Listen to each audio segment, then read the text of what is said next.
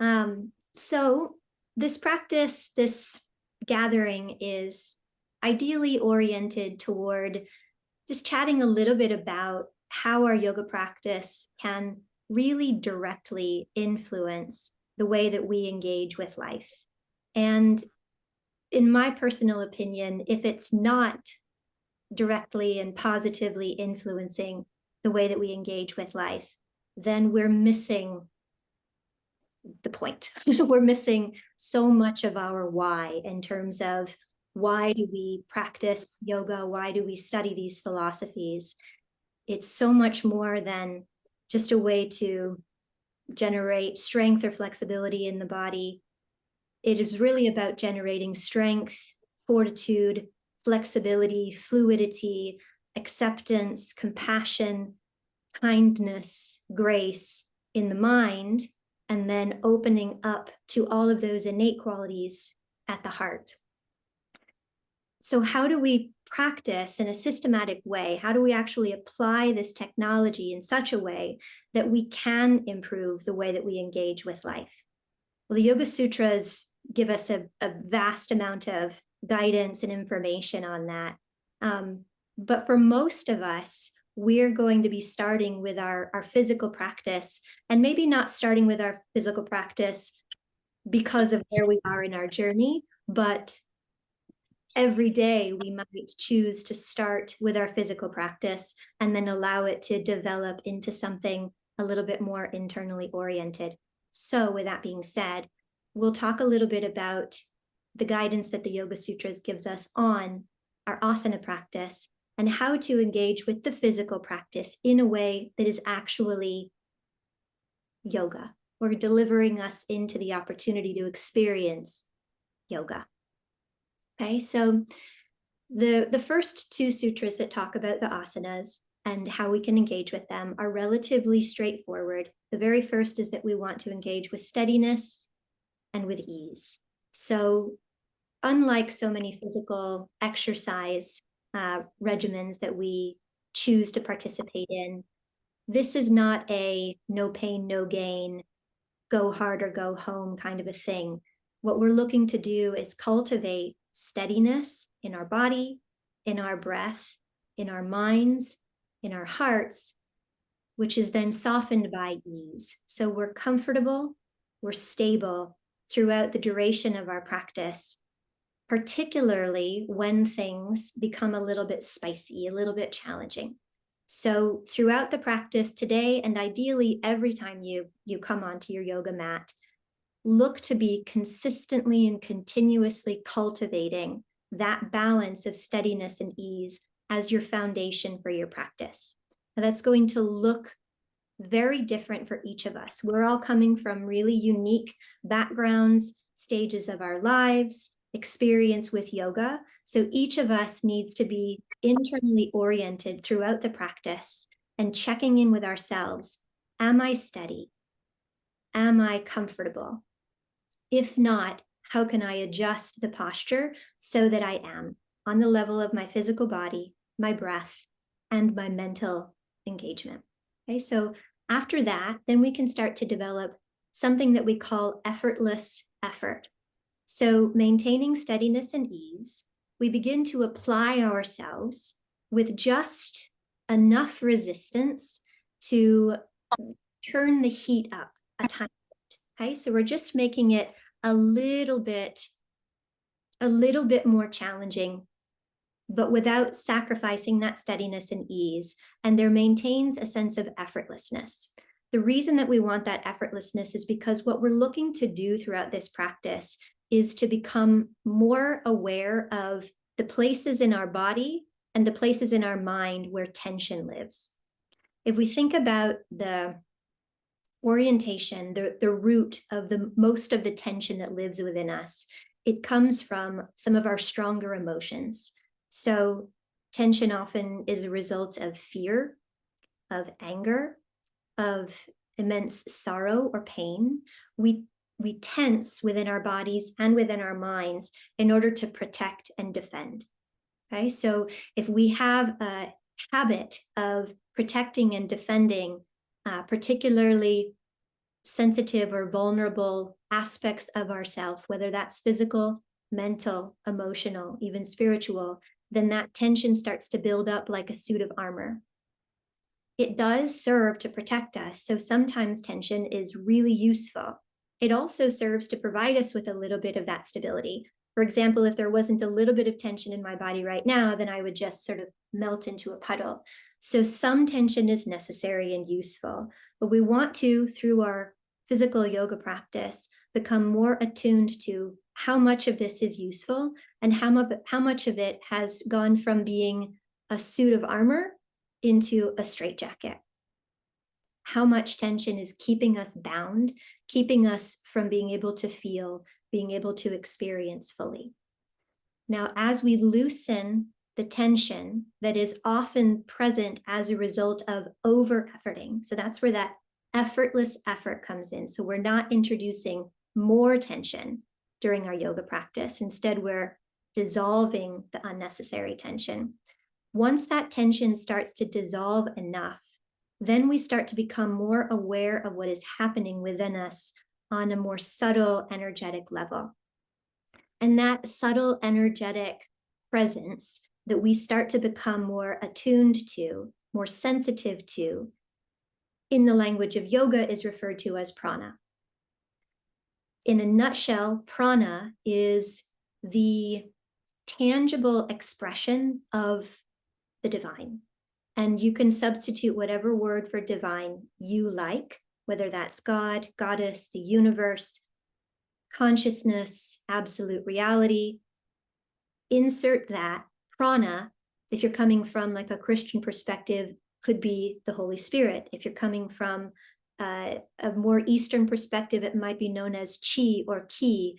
It's this vibratory presence of something that is greater than the individuated self, and it is the essence of benevolence and intelligence. So as we release tension and become increasingly sensitive to the presence of this something else that is somewhat inexplicable, then we invite our mind to become absorbed in the presence of that something else.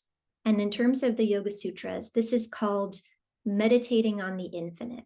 So one of the qualities of the divine, according to the Yoga Sutras, is that it is infinite and eternal. Prana, being the tangible expression of that, also is infinite and eternal. It lives within us for as long as we are alive. And we can then rest our minds in its presence and allow for the guidance and the nurturance and the benevolence of that energy to saturate us fully, not just physically, but mentally and spiritually as well. Okay, so now we're on to, so those are the first two sutras that refer to the practice of asana. Now we're on to the one that brings us together today, which is that mastery of asana results in a lack of injury is one of the ways that it's articulated.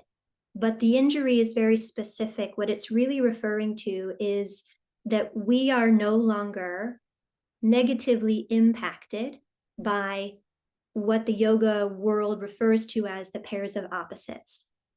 So what does that mean? We live in a world that is sort of at the mercy of and governed by duality. Almost everything is either good or bad, right or wrong, pleasurable or unpleasurable, desirable or undesirable, light or dark, sun and moon. Almost everything, really everything in this world, in the phenomenal world, can be described as one or other extreme. And there's always going to be sort of a matching component. So those are the pairs of opposites. Our most primitive self, so the part of the brain that is rooted in just our survival, just trying to keep us alive, responds instantaneously to everything that the world presents us with this immediate knee-jerk labeling that is governed by these pairs of opposites. it really just ensures our survival as much as possible. What it does, though, is it turns us into something that's really not that much better than artificial intelligence, and artificial intelligence is becoming quite savvy. So that might be a compliment for some folks. But in this case, what I mean is that we become conditioned. It's like a plug and play. A button gets pushed and there's an automatic response. And this is just to try to guarantee our survival. At the very base level of that, it almost becomes a kill or be killed kind of a situation where we are really just doing everything in our power to stay alive. And that is what is at the root of this world that is governed by the pairs of opposites. What yoga is intending to do for us is to help us to evolve from that more primitive way of being, which is in all of us. So I'm not trying to dismiss anyone as being primitive. We all have this within us. It's part of the brain. It's often referred to as the lizard brain. If at any point, any one of us were in a situation where we were no longer able to feed ourselves or our children, where we were no longer able to secure a safe place to sleep at night, where we were constantly under threat, this primitive part of the brain would most likely do its best to come forward and lead the way. Okay, so that's in all of us.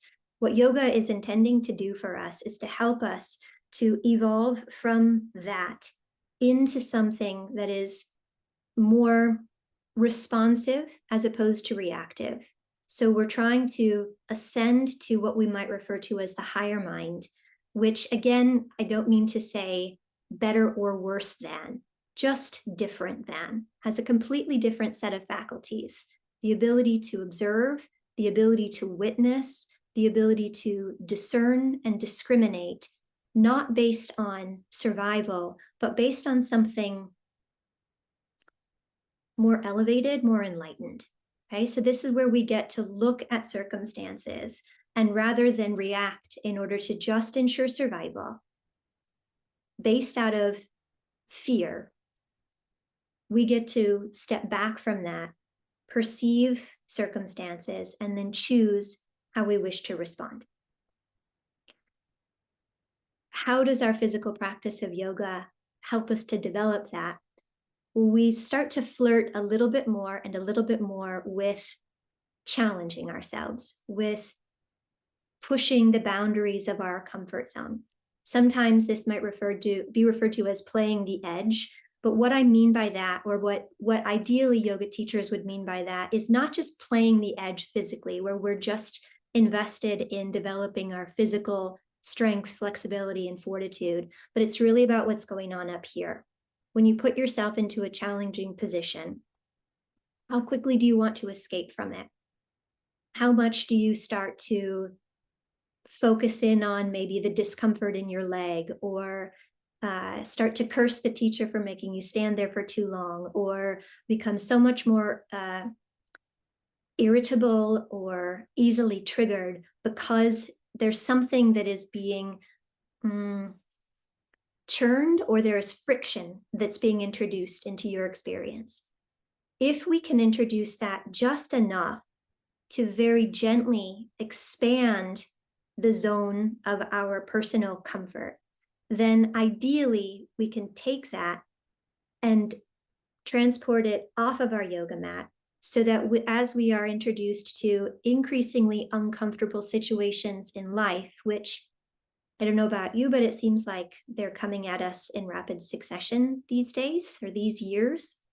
And I don't imagine that it's going to stop anytime soon.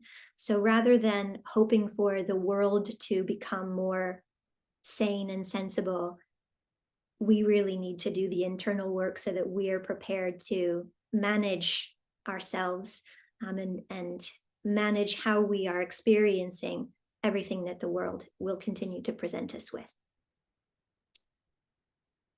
So that's the basics. For some of you, this is a review. of how we want to approach our asana practice.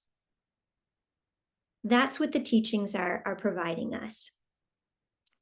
And I'd love to just sort of give us a moment to let that sink in and think briefly for yourself, what pair of opposites is the most present for you on a daily basis at this point in time?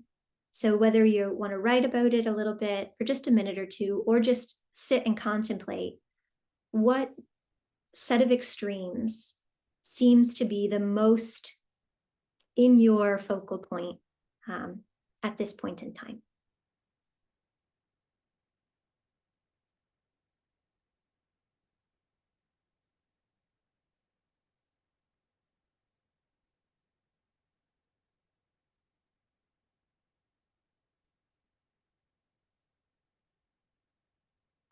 Another way to think of that is, what is causing the most reactivity in you right now?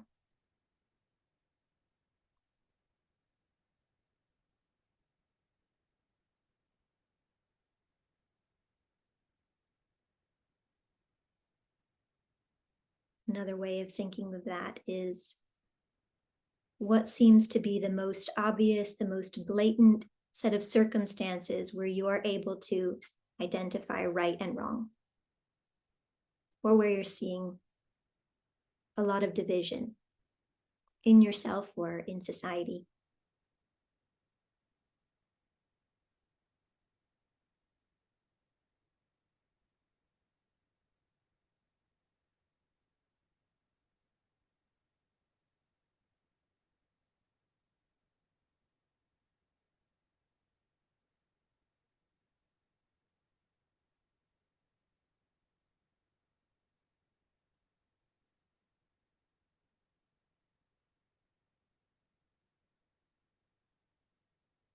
And as something becomes clear to you, start to contemplate the impact that it's having on you.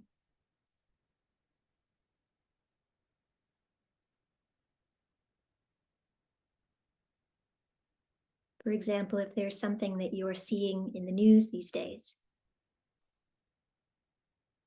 and every time it comes up, how is it affecting you? Physically, mentally, emotionally, socially, spiritually.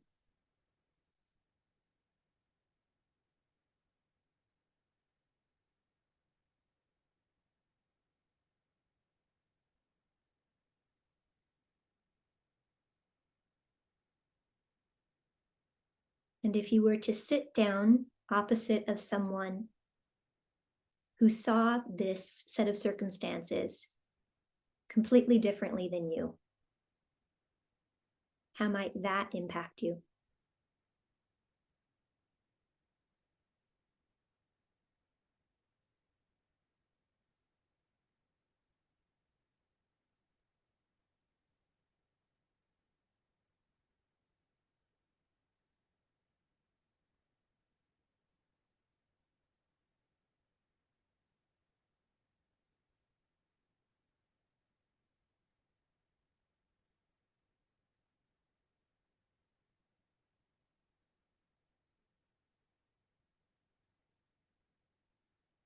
Okay, so hopefully that's just starting to give you a sense of the degree to which we are at the mercy of our own reactivity. And something else I'd like to just insert here is that yoga is not about unplugging from our emotions or unplugging from life. It isn't about avoiding, denying, bypassing reality.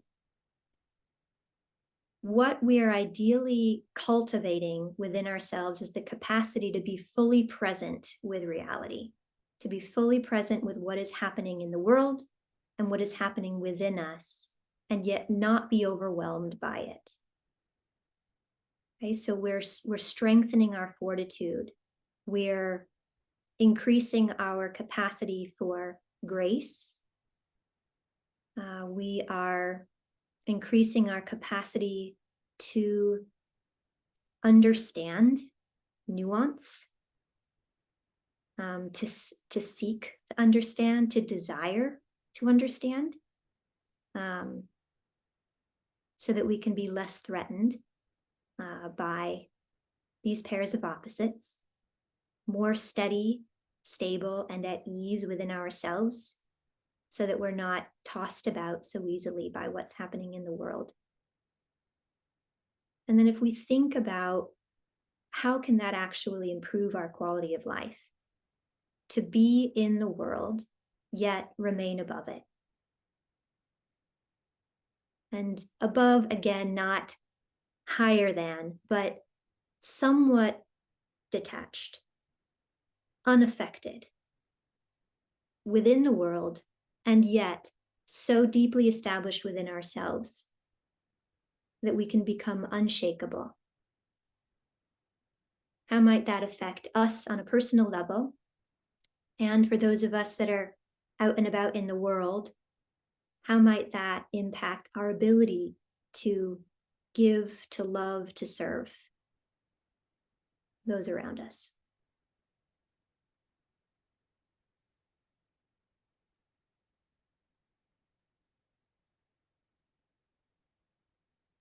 So my hope is that we get a little bit of a sense of why we might want to invest in this way of practicing. And then we'll give it a try. And the practice may not look any different than how you normally practice. Then again, it might look very different. It's really about what's happening for you internally. How aware are you of your own body? How aware are you of your breath? How aware are you of where your mind is and what it's up to? Let's cultivate steadiness and ease within ourselves. Let's engage with effortless effort. Let's become as clear about where our comfort zone is and how we can push the outer boundaries very gently, just a little bit at a time, until that discomfort softens and transitions into a more expansive comfort. Can we rest our mind in the infinite, the presence of something more subtle yet greater than ourselves?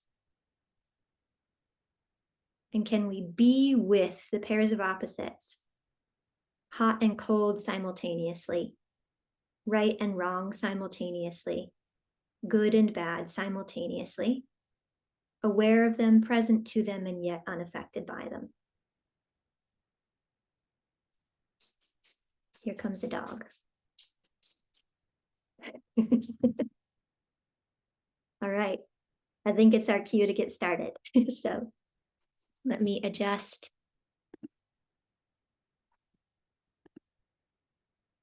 So go ahead and get yourself comfortable. Before I move to the mat, I'm just going to chant a tiny bit for you. And for those of you who are familiar with the prayers of the Himalayan tradition, this is going to feel like and sound like coming home. And for anyone who isn't familiar with these, I'll give you just the most brief translation of them. The first is the Guru Mantra, and essentially it is asking that we be able to perceive everything in life as the teacher. So we approach life as a series of lessons that have been given to us by a benevolent teacher so that we can learn and grow and ultimately transcend. The second is a mantra that is translated as lead me from the unreal to the real, lead me from darkness to light, lead me from death to eternal life.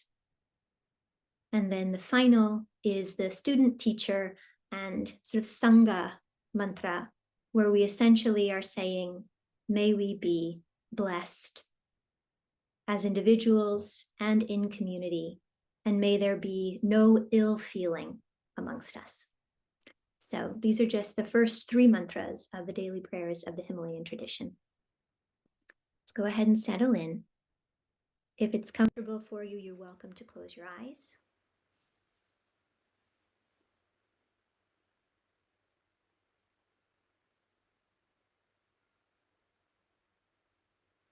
And you're also welcome to chant along.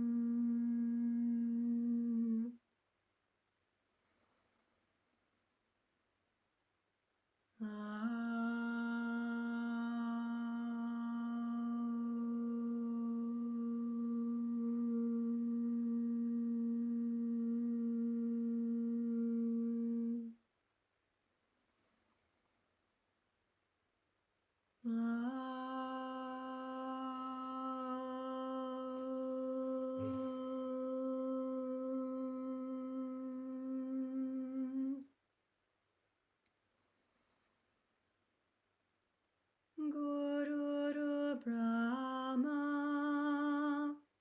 Guru Vishnu, Guru Devo Maheshwara,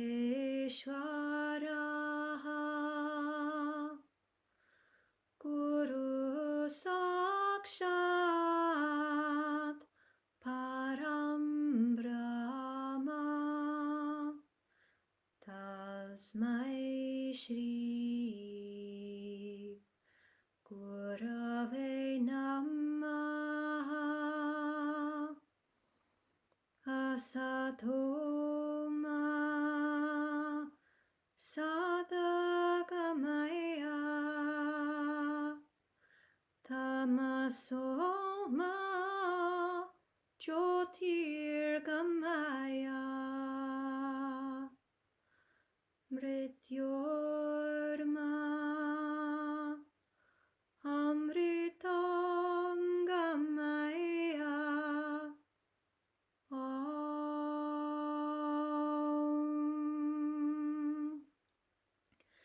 Sahana Vavatu, Sahana Bhunaktu,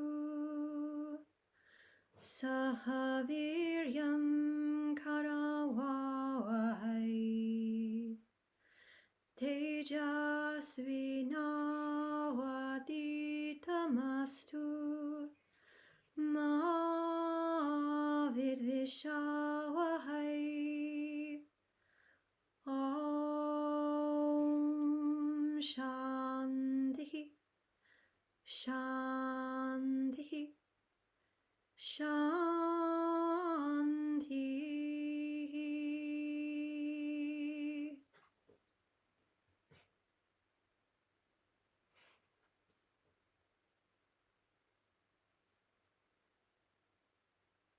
Give yourself a moment to become clear on your personal resolve for this practice,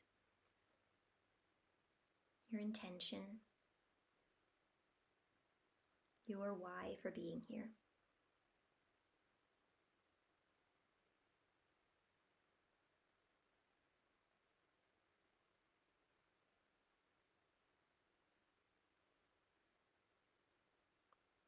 And then when you're ready, you can make your way onto your hands and knees, or if you'll be practicing from a chair today, then most of the time you're going to know what to do because you know our practice well.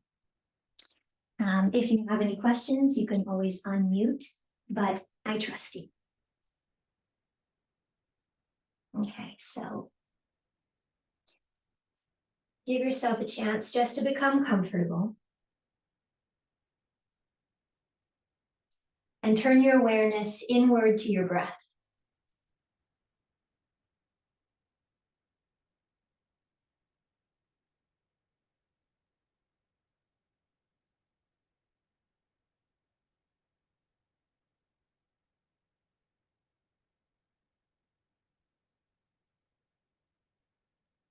When you're ready on an inhale, start to glide the collarbones forward, lift through the crown and the tail. And on exhale, round the spine. Gently draw the chin in, scoop the belly up and in. Inhale again, draw the heart forward, lifting crown and tail. And exhale to round the spine. We'll continue with this movement. Inhale, drawing the heart forward, feeling the extreme of this particular pair. Exhale, rounding the spine. Here's its opposite. Inhale to draw the heart forward, open and expansive. Exhale, rounding the spine, drawing in, concentrating. 2 more times. Inhaling to open.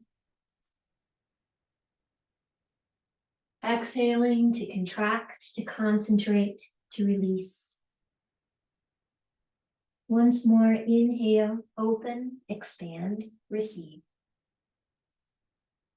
Exhale, round the spine, draw upward and inward, concentrating and releasing. On the next inhale, come to a neutral spine, neutral tabletop, tuck the toes under. And on exhale, float the hips up and back gently, downward facing dog. Inhale, let's lower the knees back down lightly. And exhale again, float the hips up and back, downward facing dog. Inhale, slowly lowering the knees, applying just a touch of resistance. Exhale, slowly float the hips up and back, creating length and space in the spine. Inhale, lower the knees gently, lightly. Exhaling back to down dog. Now let's stay in downward facing dog for a moment. Spread the fingers, maybe even spread the toes. Push into the hands, especially the index fingers and thumbs. Float the hips up and back. So we're simultaneously rooting into the earth and allowing the spine to lengthen, the hips to become light, floating upward and outward. 2 more breaths.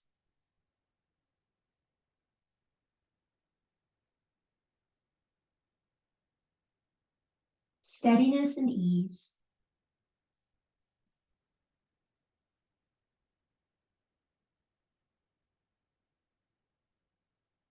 On the next inhale, go ahead and lower the knees again. And on the exhale, just start to move the pelvis in circles. You can start with small circles and gradually expand the range of motion. Or you can start big and make them smaller and smaller. Feel free to play, but stay mindful. If or when the mind wanders, see if you can bring it back to the sensations present in the body. Noticing how quickly the mind wants to judge the sensation as good or bad, right or wrong, pleasant or unpleasant, and see if it's possible to observe that snap judgment and yet stay somewhere in the middle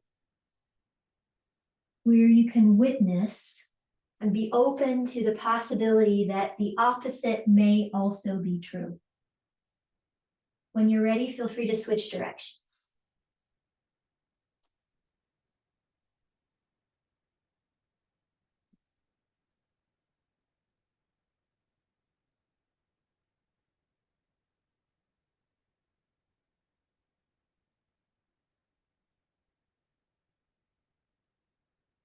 Is the breath still smooth and steady?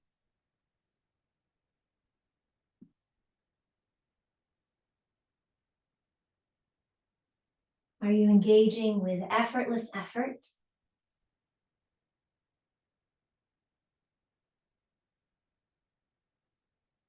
And is the mind absorbed within the space of the body?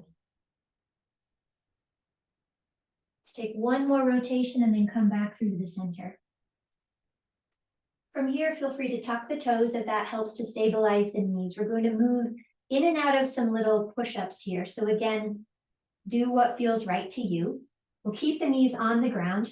Hinge forward slightly. Try to wrap the triceps back so when the elbows bend, they're bending straight behind you. Take an inhale, and on exhale, see if you can lower slowly all the way to the ground, applying just a little bit of resistance. And on the inhale, if possible, push yourself back up again. So if you're seated in a chair, you can do this with your hands on your thighs. Exhale to lower down. Inhale to lift back up. 2 more. Exhale to lower. Inhale to lift. Exhale to lower. Inhale, lift. Uncurl the toes and exhale, slowly shift the hips back, child's pose.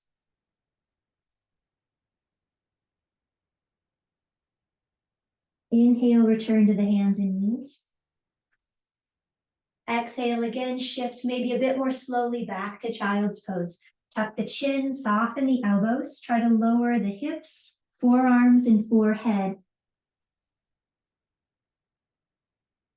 Inhale, back up to the hands and knees. Exhale, shift back, child's pose.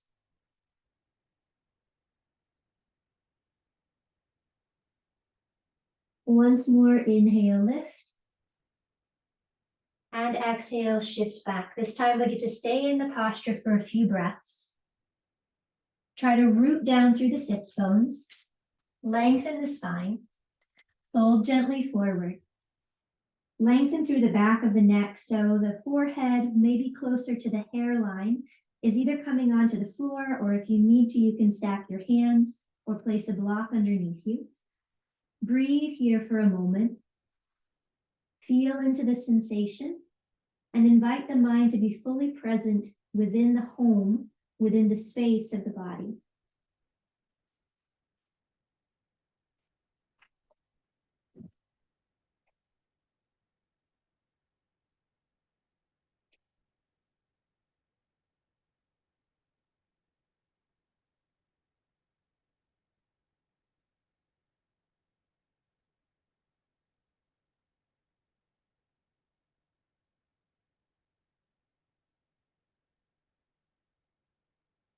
On your next inhale, come back up to the hands and knees, and exhale again, lower all the way down.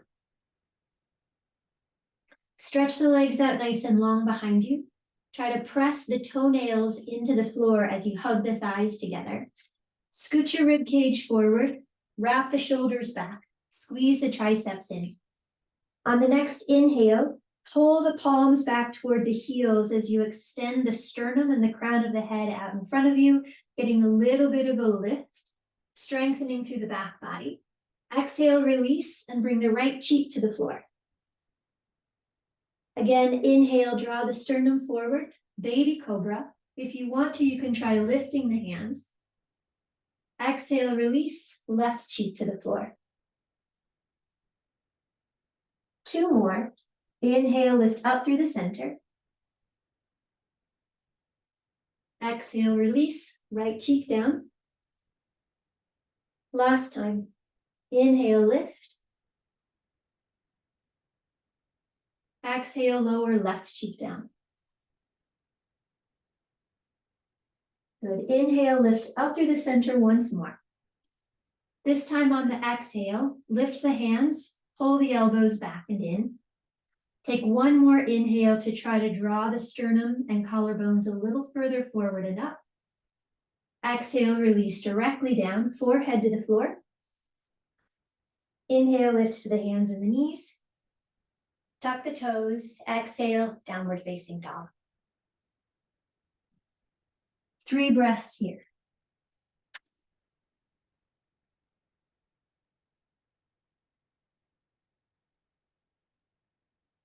Where is the mind?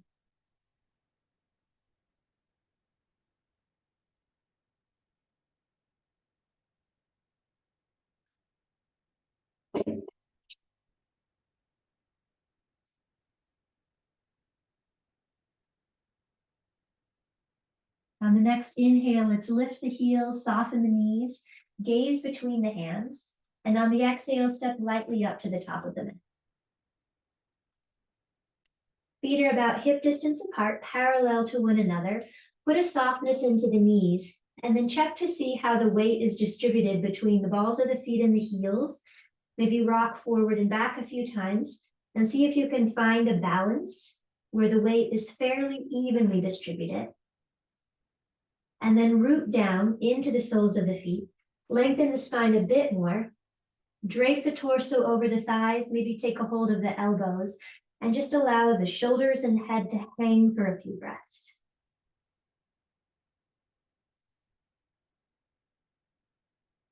Can you release some of that habitual tension, some of that holding?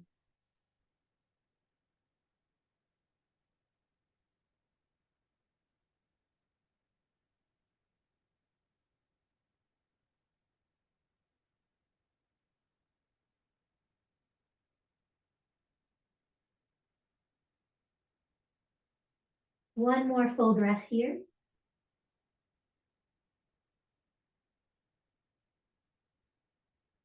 Once again, root down through the feet, soften the knees, release the elbows. And on the inhale, slowly rise and reach for the sky. On the exhale, let the arms float gently down by your sides.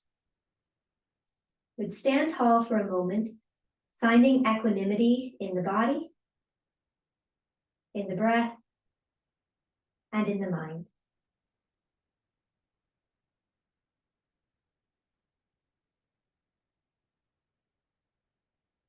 Good. Feet about hip distance, mostly parallel to one another. Arms alongside the body. Let's have the palms face back for now. On the inhale, just begin to bend the knees. Try to shift the hips back a little. Reach the arms forward in opposition. Feel the spine lengthen as you sink into this chair pose. And on the exhale, straighten the legs and let the arms come back down by your sides. We'll do that a few times. Inhale, bend the knees, reaching forward and up through the wrists as a counterbalance for the weight of the hips. And on the exhale, straighten the legs, release the arms by your sides. Two more times. Inhale. Exhale. Inhale. Exhale. Come back into that seat for a moment. Inhale. On the exhale, go ahead and stay in this chair pose. Hug the thighs together. Let's swim the arms behind the back. Maybe bring the palms together. If possible, interlace the fingers. If not, stack the hands on the lower back and try to wrap the triceps back. Draw the shoulder blades down away from the ears. Keep squeezing through the triceps, rooting down through the feet. A little bit of sensation, most likely in the legs. Scoop up through the belly. Gently lift through the collarbones. Even more gently lift the chin. Two more breaths.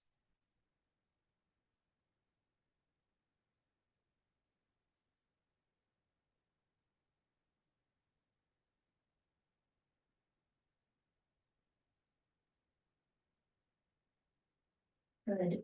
Inhale, straighten the legs. Keep the arms behind you if possible. Exhale, soft knees fold forward. Maybe let the knuckles peel away from the back body in the direction of the sky or even the wall out in front of you. Lengthen through the back of the neck. And again, check the distribution of weight through the feet. Oftentimes we'll shift back into the heels. Try to bring yourself safely a little bit further forward. That's just going to activate the legs a bit more. Root down through the feet. Inhale, lift halfway, and as you do, use your shoulder blades to help press the spine a little further into the body.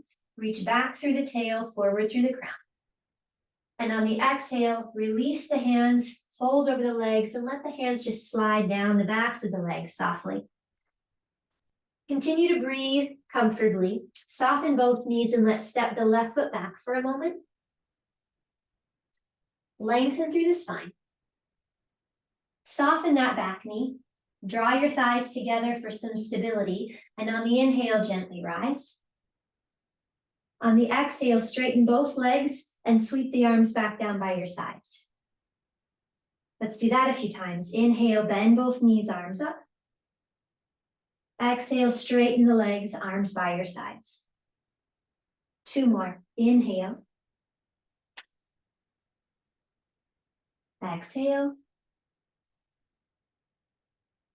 Inhale. Exhale. Come back into the lunge for a moment.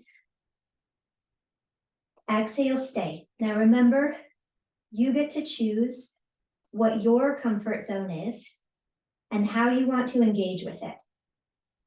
How much discomfort is appropriate? Where does the mind go?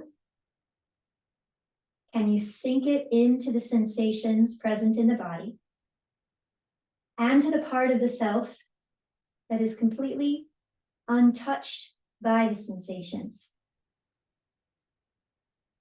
1 more inhale. Exhale, gently release. Slide the front foot back, either to hands and knees or plank. On the next inhale, let's hinge forward. Exhale, lower all the way down. Feel free to lower the knees first. Take care of yourself. Baby cobra. Inhale, wrapping the shoulders back, drawing the sternum through. Exhale, release, forehead to the floor. Inhale, lift to the hands and knees. Exhale, child's pose. Stay for an extra breath.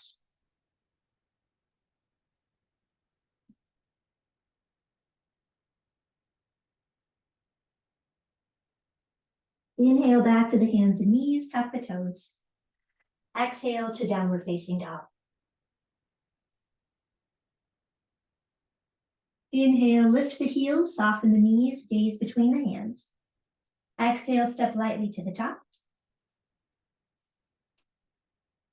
Inhale to lift halfway, lengthening. Exhale, fold. Inhale to bend the knees deeply, bring the arms up alongside the ears. Utkatasana, chair pose. Exhale, straighten the legs, and let's bring the hands to prayer. Give yourself a moment here.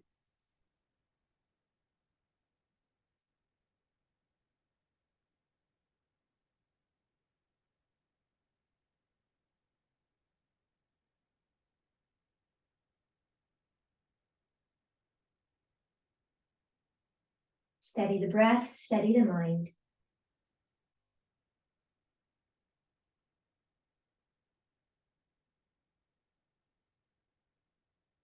Good. On the next inhale, let's come back into our chair pose. Bend the knees, arms up alongside the ears. Exhale, sink a little more deeply and then softly release, forward fold. Inhale, lift halfway. Exhale, soft knees. Let's slide the right foot back now for a low lunge. Give yourself a moment to set yourself up for steadiness and ease in the body. Hug the thighs together, put a little bend into that back knee. Engage the muscles in the back body. Inhale, come on up. Good. Exhale, straighten both legs, bring the arms down by your sides. Slow and steady. Inhale, bend the knees, arms up. Exhale, straighten. So we're moving from one extreme to the other fluidly. Inhale. Exhale, exploring all of the nuance between those extremes. Inhale. Exhale. Inhale.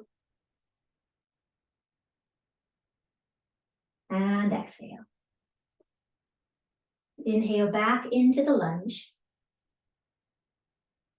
On the exhale, see if you can soften the shoulders and engage just the necessary amount of tension to sustain the posture with minimal effort.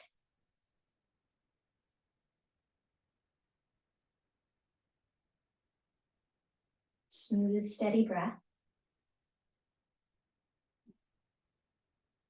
Internally oriented mind.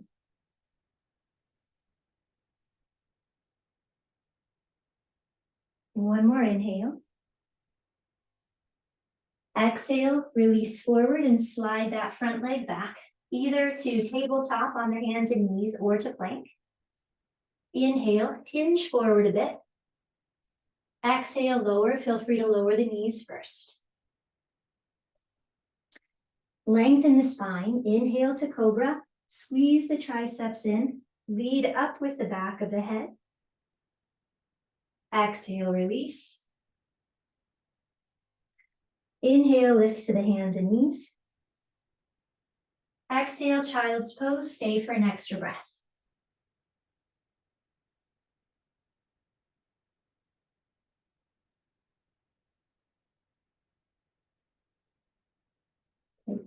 From here, slide your hands a little closer to your body, and then just sit back on your heels for a moment.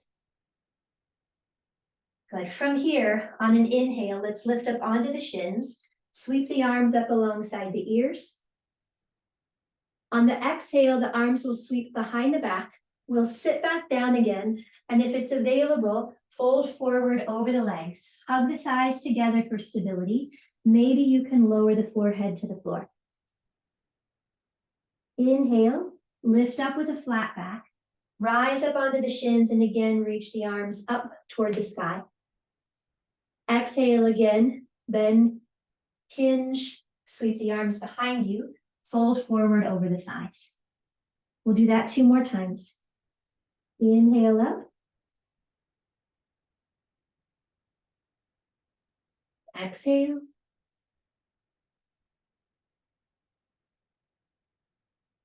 Inhale up.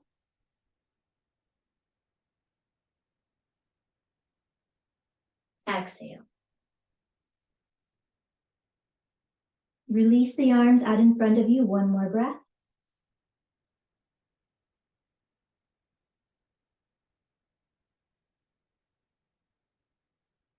Inhale to hands and knees, tuck the toes. Exhale, downward facing dog. Stay in down dog for a moment. Go ahead and pedal the feet a few times. Open up a bit more through the hips and thighs.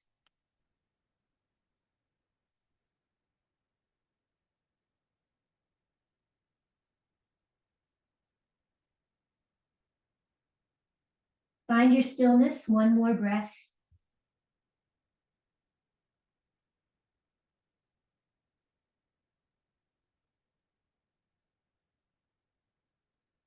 And on the next inhale, let's lift the heels, soften the knees, gaze toward the hands. Exhale, step lightly to the top of the mat. Inhale to lift halfway. Root down through the feet, stretch forward through the crown. Exhale, fold over the legs. Inhale, bend the knees deeply. Bring the arms up alongside the ears. Exhale, straighten the legs, sweep the arms back around to prayer. Give yourself a moment just to be.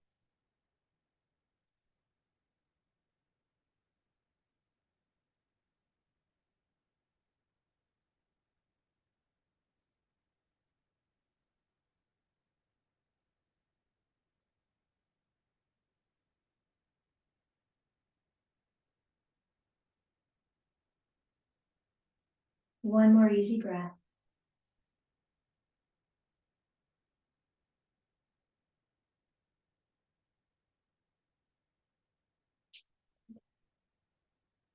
So from here, you've got an option to just work with the arms. Any variation of them is fine, or add the legs. We'll play with Garudasana. Garudasana is eagle. If you're working with just the arms, then we'll cross the right arm over the left. Bring your left thumb toward your nose. And then depending on your shoulder mobility, that might be more than enough. You could also go a teeny bit further, bending the right elbow and pressing the backs of the arms into one another. If your arms are long enough, if you have enough mobility through the joints, Maybe the right arm wraps all the way around and you wind up giving yourself a little bit of a high five.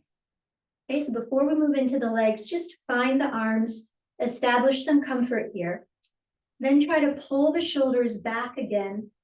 And really trying to pull the arms away from each other and feel how that actually starts to create a heart opening experience. So you're binding the heart in one extent, but then you're also kind of creating resistance to that bind, pulling the arms away from each other, opening up through the heart.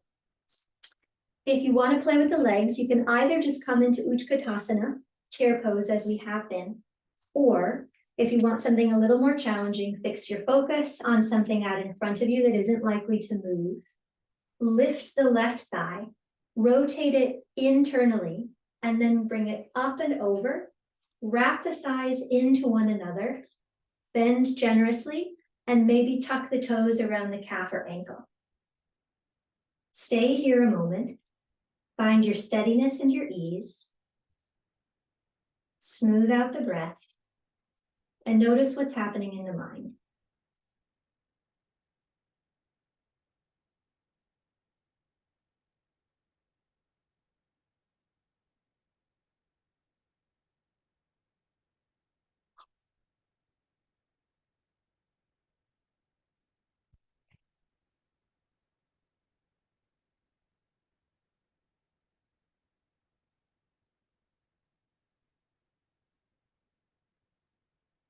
On your next inhale, release the legs, sweep the arms up. And on the exhale, sweep the arms back down by your sides, Tadasana, just feet. Reclaim equanimity.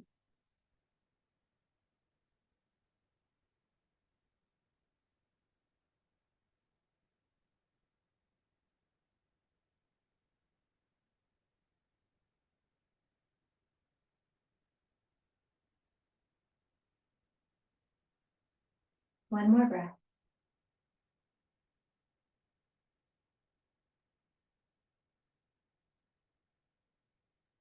And preparing for the other side. If you're working with just the arms, this time left comes over the top of right. Both elbows can be a little bit bent. Create a little hook for yourself. Right thumb will come toward the nose. Either press the backs of the arms into one another to create that resistance, or wrap the left arm all the way around. Maybe give yourself a little high five. Play with the arms for a moment so that there's still some soft mobility. Try to pull the shoulders back and down as though trying to peel the forearms away from each other, and try to let the sun of the heart break through the clouds of the forearms. Option to sit into your chair, find your balance. If you want to play with the leg, this time it's the right leg, we'll lift it, we'll rotate it internally, pull it up to come over, wrap the thighs into one another, maybe tuck the toes around the ankle or the calf, bending both knees pretty generously. Finding center physically, mentally, and emotionally. Smooth, steady breath.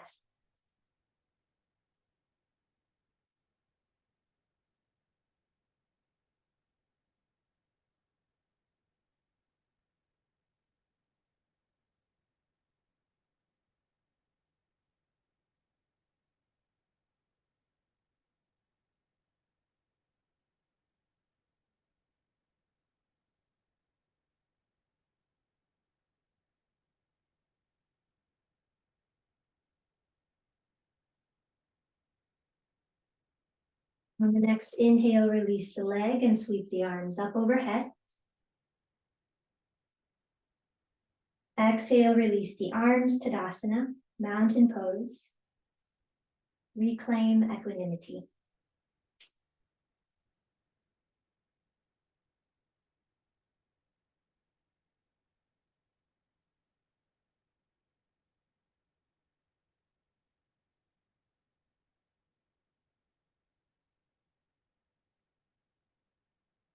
One more easy breath.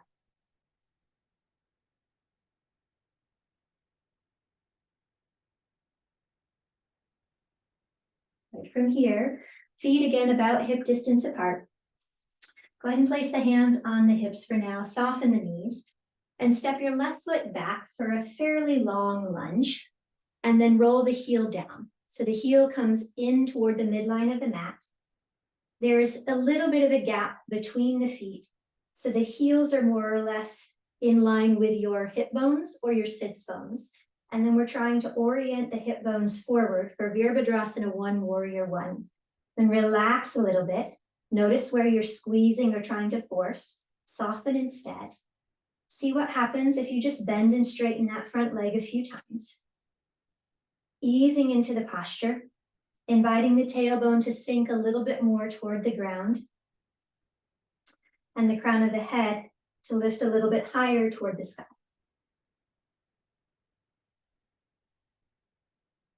Good, and once you've kind of eased into it, on the next inhale, let's bend the front knee and bring the arms up alongside the ears.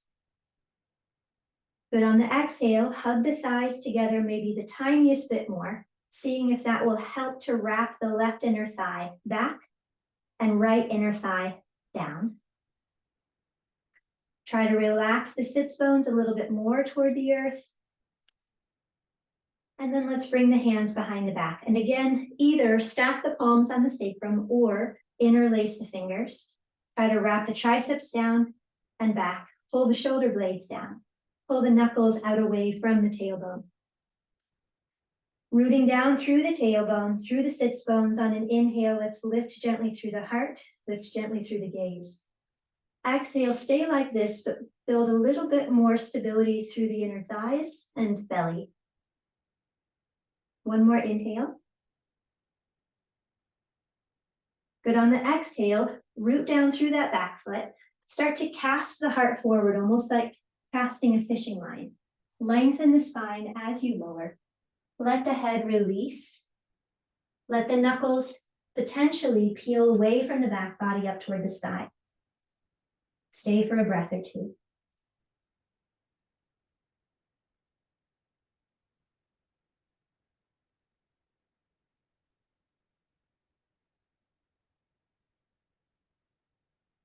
Good, release the hands. Let the arms come up alongside the ears. On the inhale, rise with strength.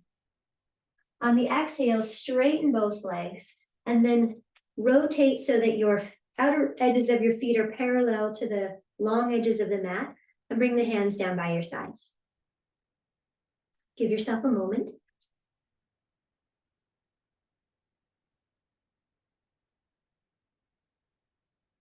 Good, and then rotate. We're gonna do the same thing, other side. So left foot is forward, right heel is angled in. Give yourself a moment just to bend and straighten a few times. Easing into it.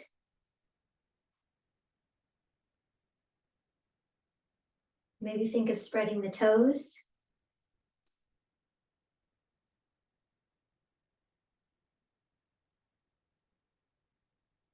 And then on an inhale, come into the posture, bending that front knee, rooting down through both feet, arms sweeping up alongside the ears. Stay here a moment, try to drop the shoulders, draw the belly up and in, stacking the ribs as much as possible over the pelvis, letting the tailbone and sits bones release down toward the earth. Find your steadiness, find your ease. Release the arms behind the back. On an inhale, wrap the triceps back, pull the shoulder blades down, pull the wrists out away from you. Gently lift up through the sternum, through the heart, chin and gaze. Just a couple of breaths. Inhaling to expand through the heart. Exhaling to strengthen and stabilize around the belly. One more inhale. Exhale, gently hinge forward, lengthen the spine, root down through the back foot. Gently tuck the chin as you bow the head. Maybe the knuckles peel away from the back body, lifting toward the sky. Steady breath.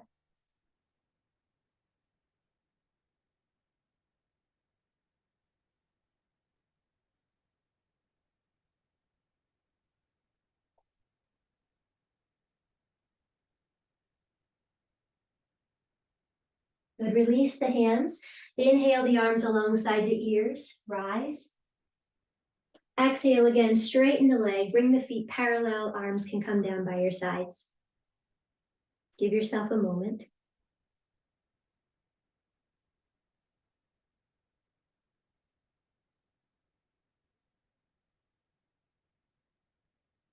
Good. Check that your feet are a comfortable width apart, distance apart. Hands can be on the hips. Put a little bit of a bend in the knees so that you're not hyperextending. Take an inhale. And on the exhale, try to hinge at the hips. Keep the spine long and relatively flat as you fold forward. And keeping the back pretty flat. Press down through the feet and inhale, rise, leading with the back of the head. Moving in and out a few more times. Exhale, fold.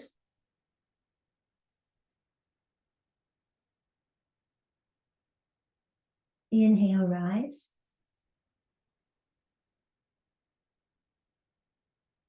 Exhale, fold.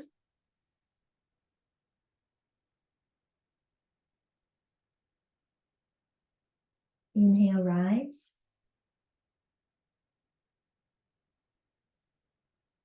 And exhale, fold.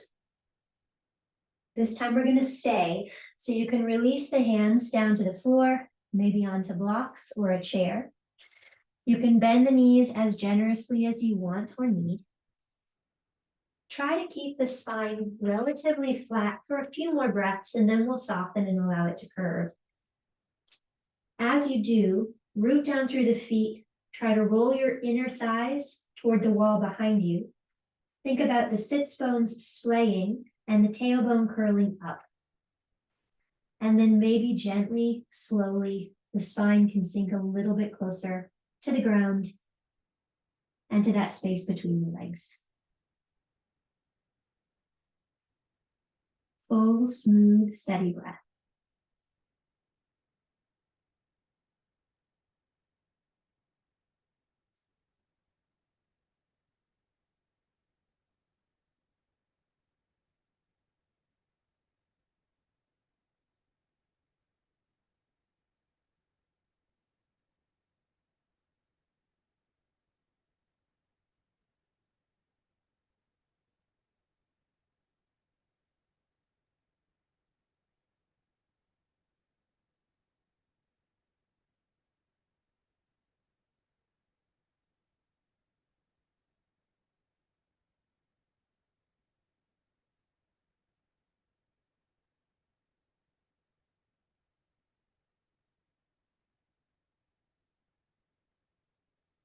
Where is the mind?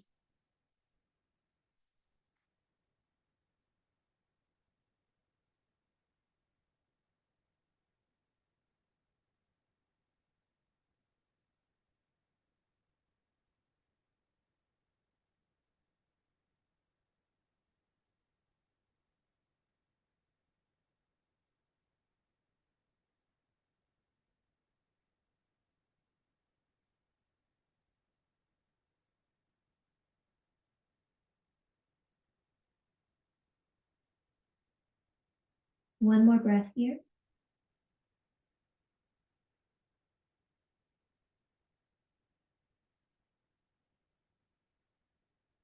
On the next inhale, let's lift about halfway. On the exhale, bend the knees. Either place the hands on the thighs or on the hips. Inhale, straighten all the way up. Exhale, drop the shoulders, release the arms. Just be with the breath and again, reclaim equanimity.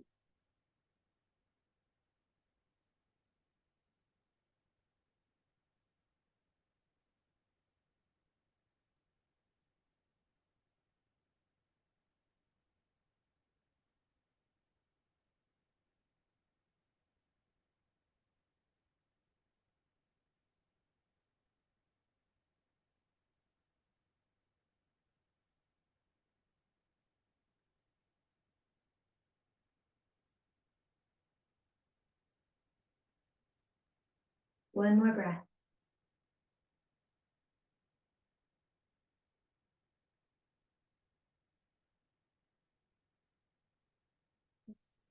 You bring the feet a little closer together. Let the toes angle open this time. Bend the knees pretty deeply. If you're seated in a chair, you'll know this twist. Bring the knees nice and wide. Rotate the arms internally. Fingertips toward the inner thighs, heel of the hand resting on the thigh bone. Take an inhale to try to lengthen a bit more between crown and tail. And on the exhale, let one shoulder dip forward as the opposite shoulder rolls back, looking up and over that back shoulder. On the next inhale, let's lift back through the center. And exhale, twist to the other side. Nice and easy. Inhale, lift back up through the center. Exhale, twist.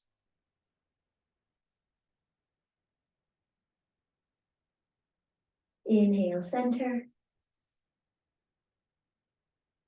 Exhale, twist.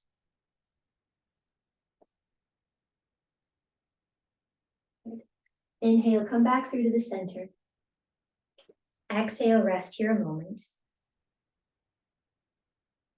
And then inhale, let's straighten the legs, bring the feet back to parallel. And on the exhale, just relax. Let's bring the feet a little closer, still angling the toes open. Again, we're going to bend the knees, but it's not nearly as bent and not nearly as wide open. Resting the hands once again on the thighs. Take a moment here to just let the pelvis get a little heavier. Lock the arms and allow those locked arms to help lift the shoulder girdle up off of the rib cage up toward the chin, giving the spine a chance to decompress and extend.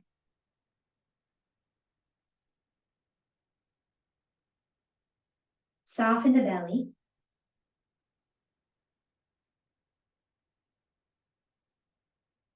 Similar to cow and cat, on inhale, let's gently lift through the crown of the head and the tailbone. And on the exhale, round the spine, hug the belly up and in, gently tuck the chin. Concentration at the navel center. Inhale again, gently open. Exhale, round the spine. Scoop the belly up and in, maybe also gently lift through the pelvic floor. Inhale, open through the heart. Feel energy disperse somewhat. Exhale, concentrate that energy at the navel center, round the spine. 3 more times. Inhale, energy expands, disperses. Exhale, it contracts and concentrates at the navel. 2 more.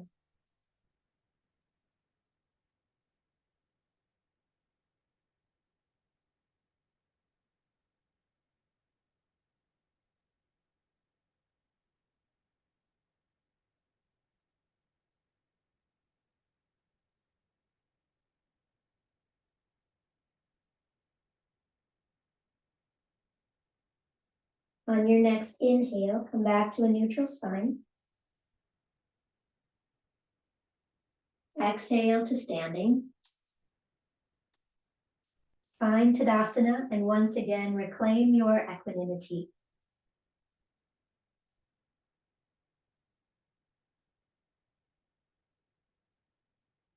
Mind absorbed in the presence of prana within the space of the body.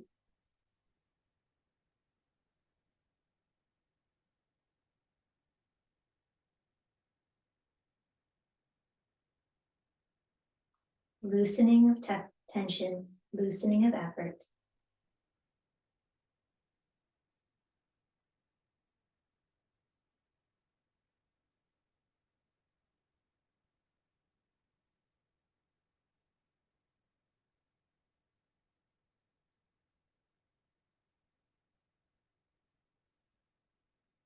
One more full breath.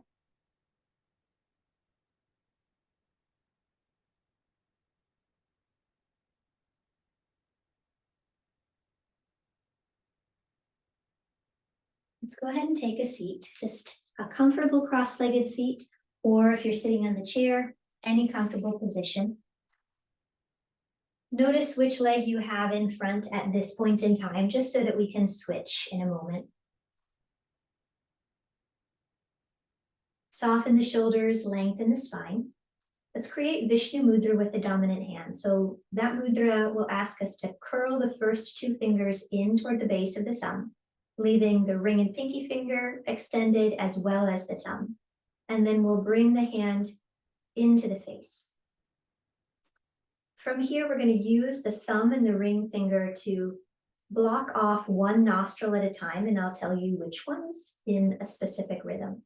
So start by just taking 2 or 3 more breaths through both nostrils evenly, and let the eyes either soften or close.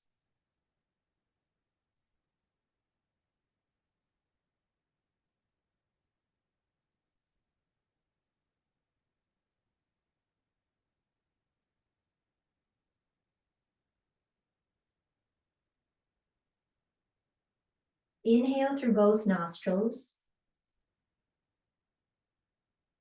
Close the left nostril, exhale right. Close the right nostril, inhale left.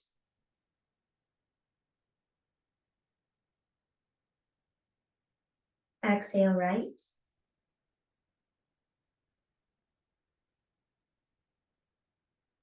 Inhale left.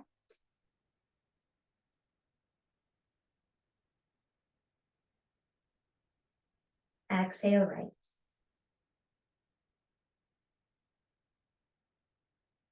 Inhale right.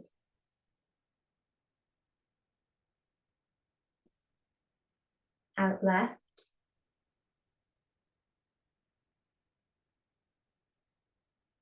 In right.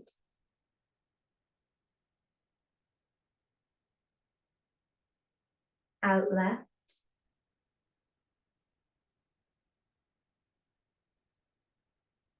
In right.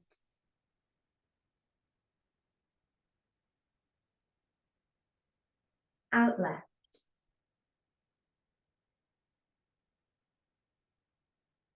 Inhale left.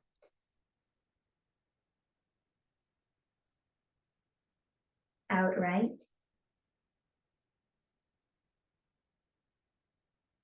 In left.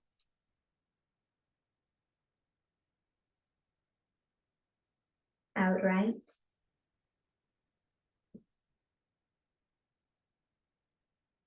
In left.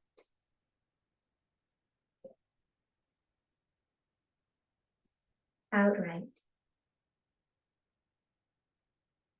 Release the hand. Breath flows through both nostrils evenly.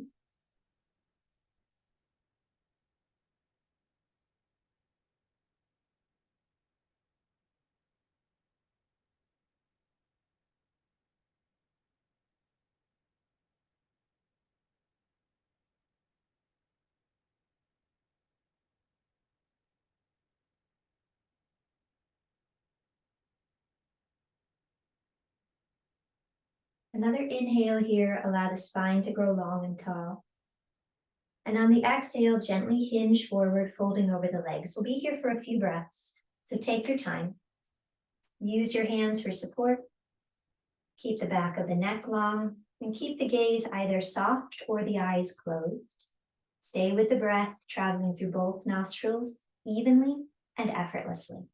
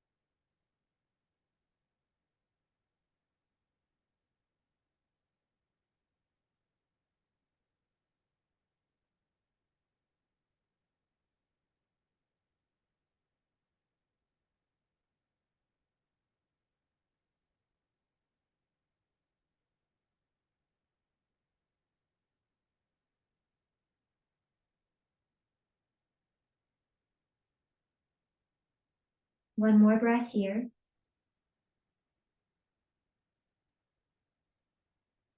And on the next inhale, gently rise. Exhale, relax. Enjoy another breath.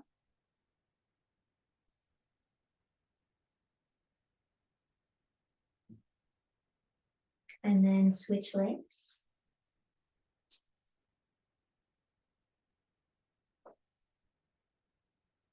Vishnu Mudra once again, so curling index and middle fingers in, bringing the hand in toward the face.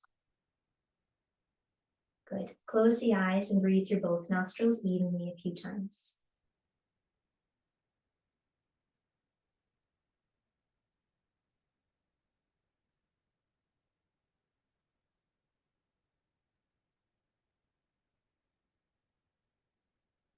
Inhale through both nostrils. Close the right nostril, exhale left. In right.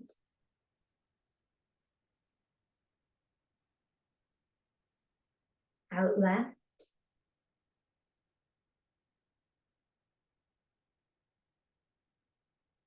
In right.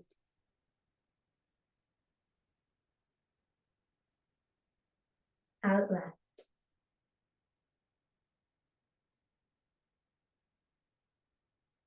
Inhale left.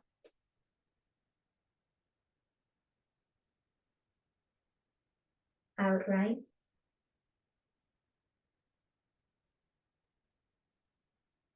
In left.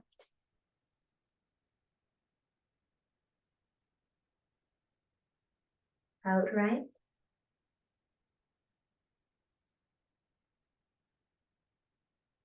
In left.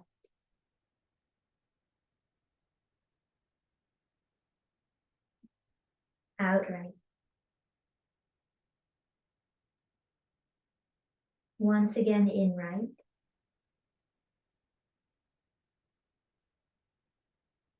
Out left.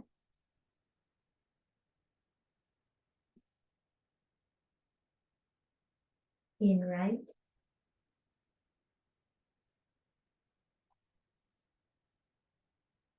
Out left.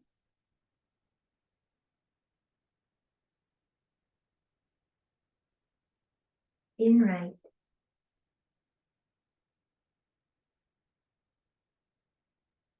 Out left. Release the hand. Breath flows through both nostrils evenly.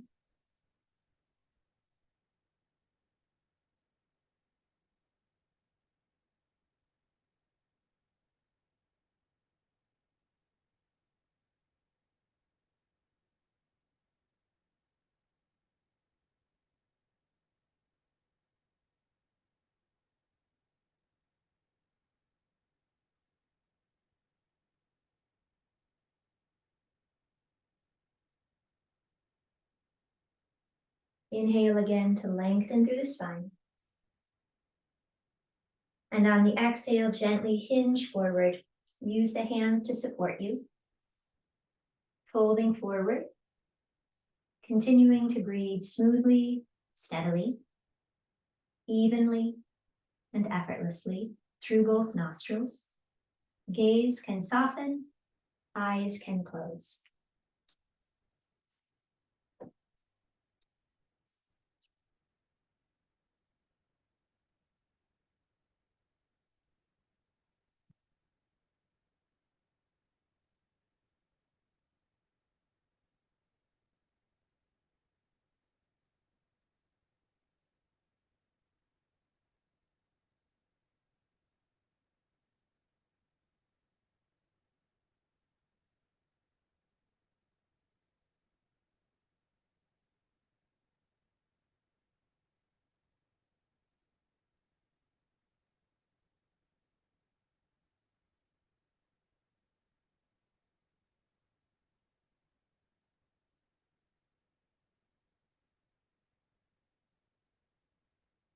The next inhale, gently sit up. Exhale, soften the shoulders. A few more breaths here.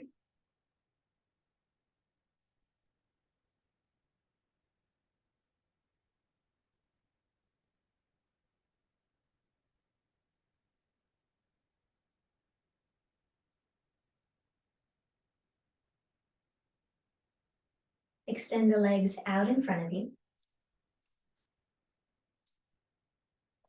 The legs do not need to be straight. Instead, think about what's happening in the spine. Inhale to lift tall through the crown. Exhale, gently fold forward. You can hold on to the back side of your own legs, maybe the outer edges of the mat. Reaching through the soles of the feet, back through the sits bones, and out through the crown of the head. With each inhale, the spine gets a little bit longer. And with each exhale, we soften into that space. Again, eyes can close, and the breath is flowing evenly through both nostrils.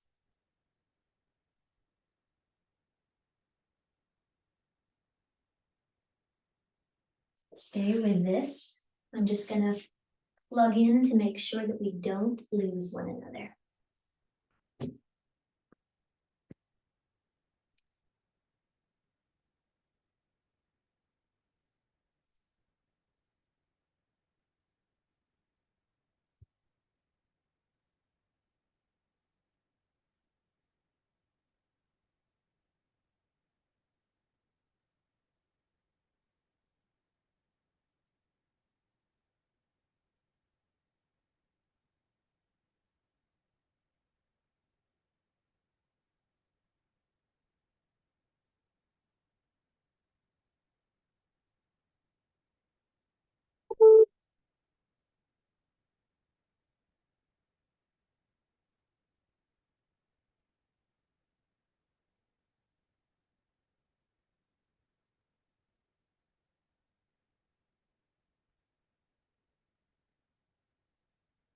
About one more minute here.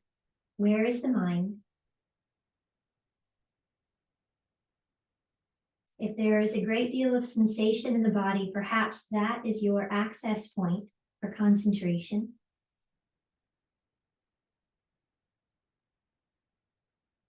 Can you stay curious about the nature of the sensation without assigning it any labels or judgments?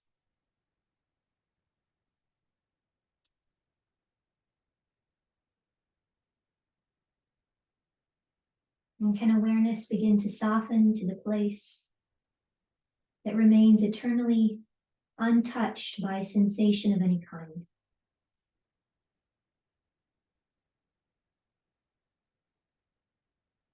Aware of the sensation, witness to it, and yet unimpacted.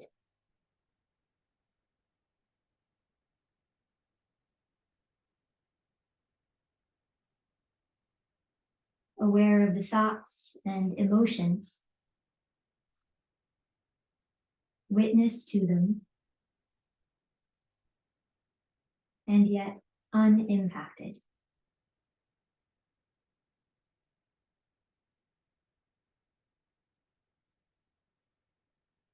One more full, easy breath.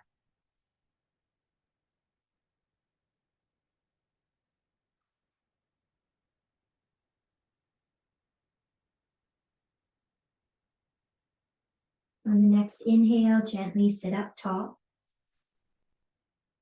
Exhale, drop the shoulders, lift through the crown, soften, and just be with the breath.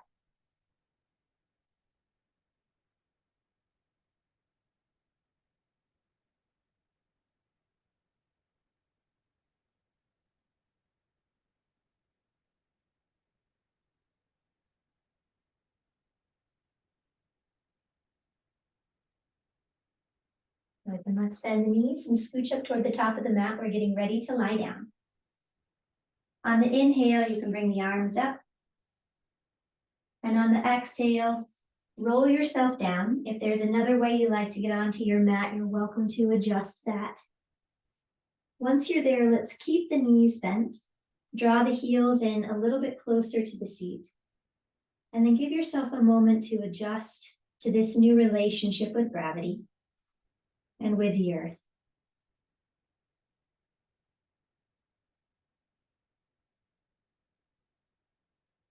And to alleviate any discomfort that might be present in the lower back, palms can face down.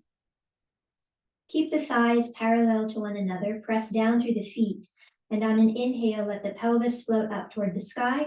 Arms will come alongside the ears. And on the exhale, gently roll down.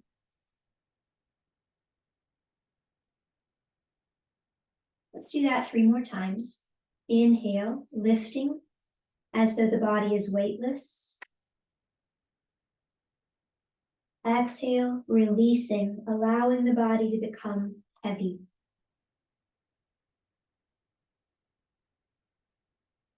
Two more.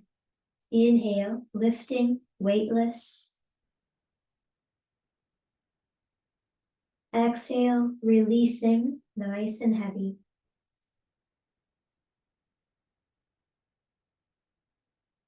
Once more. Inhale, pelvis rises. And exhale to release.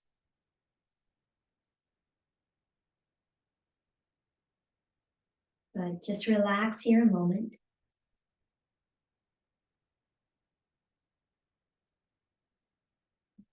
Bring the feet to the outer edges of the mat, arms out to the side like goalposts or cactus, and just let the knees slowly, gently windshield wiper from side to side.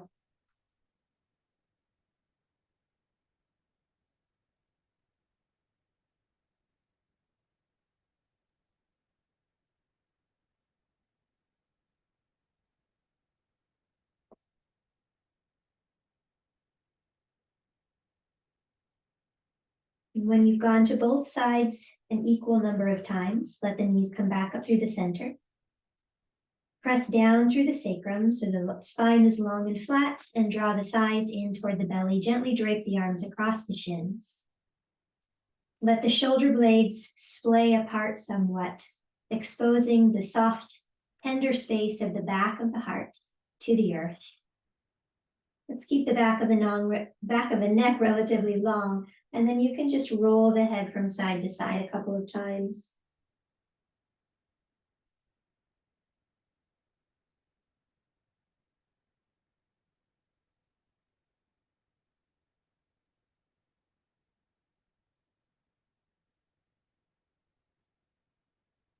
Feel free to roll the knees a couple of times, either in the same direction or in opposite directions.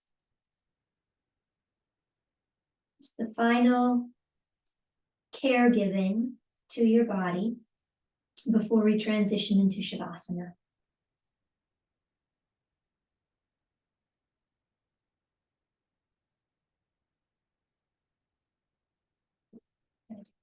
From here, if you're craving more of a twist, you're welcome to it.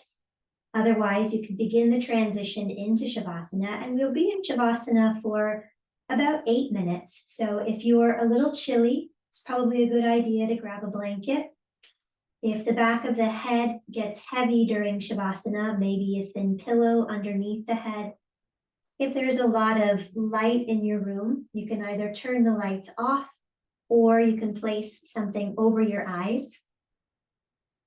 If you've twisted, then just take another breath or two in a symmetrical posture like Apanasana, hugging the knees back in.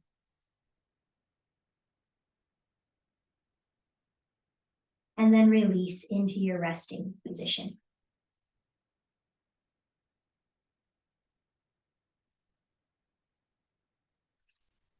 Take your time transitioning into Shavasana. Get whatever you need to be comfortable.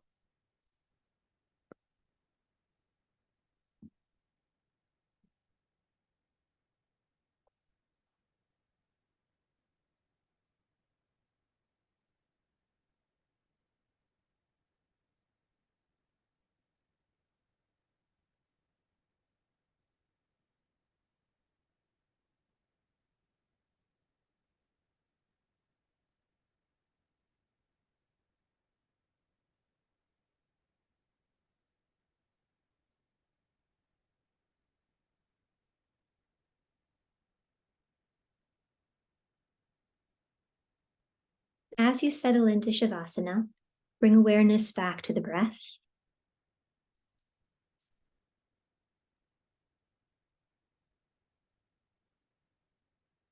Drop awareness into the belly.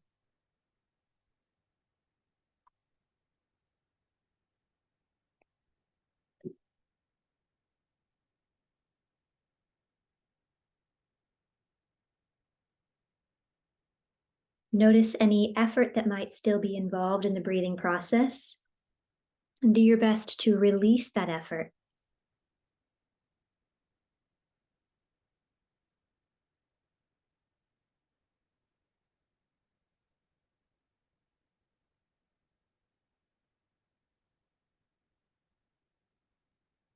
Similarly, become aware of any tension around the belly, any holding, both conscious and unconscious.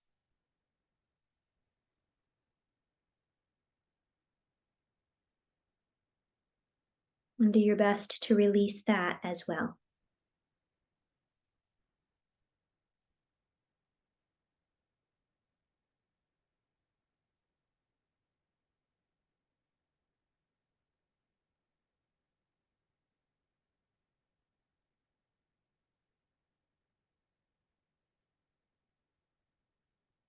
Soften across the forehead and eyebrows.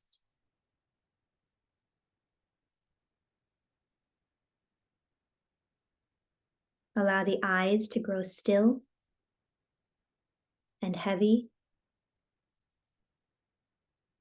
Soften and sink down into the support of the skull.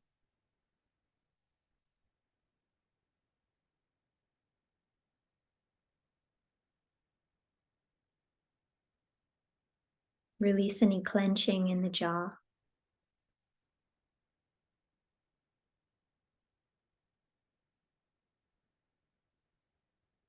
Let the tongue slip from the roof of the mouth and settle between the bottom teeth. And perhaps even allow the lips to part slightly.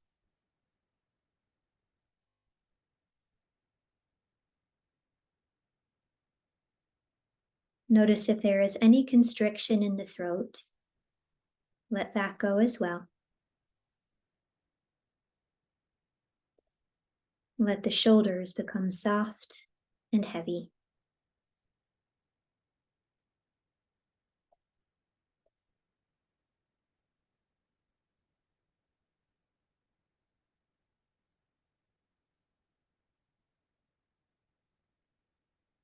Staying effortless, count the breath backward from 10 to 1.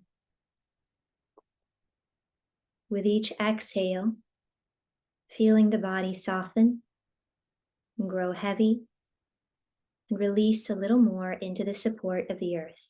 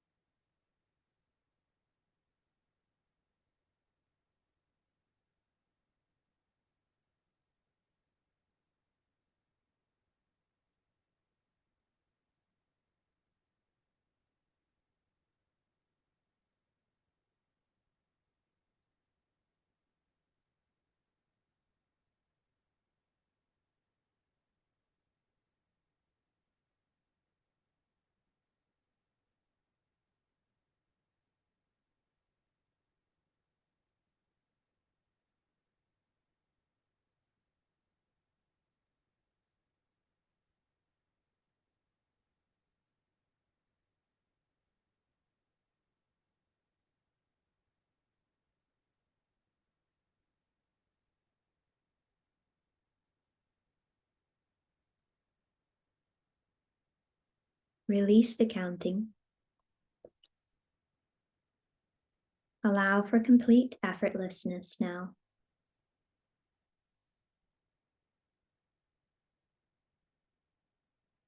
And call to mind a space in which you know yourself to be entirely safe and protected,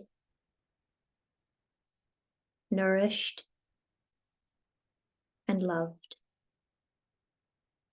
This might be a real space, it might be something that only exists in your imagination.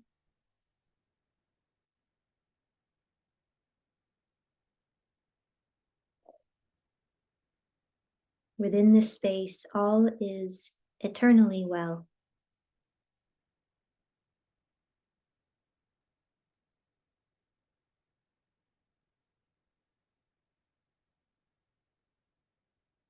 Sense yourself resting within this space, completely safe and at ease. And sense that there is a circle of golden light surrounding you in this space. Within this circle of golden light, you are eternally untouched, unimpacted by the world of duality.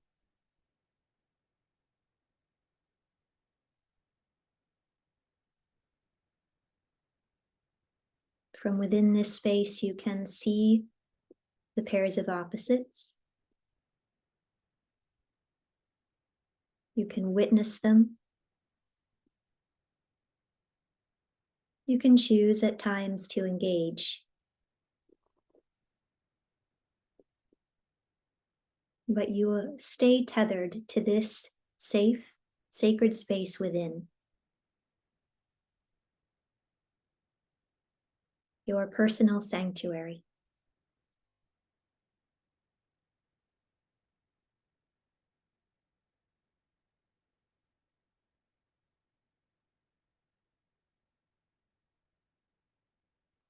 Safe within this space, call to mind the sensation of cold.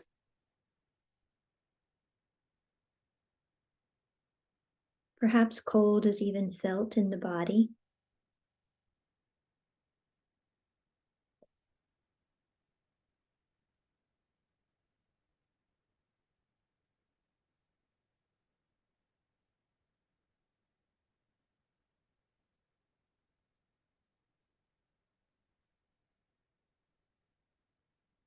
The sensation of cold.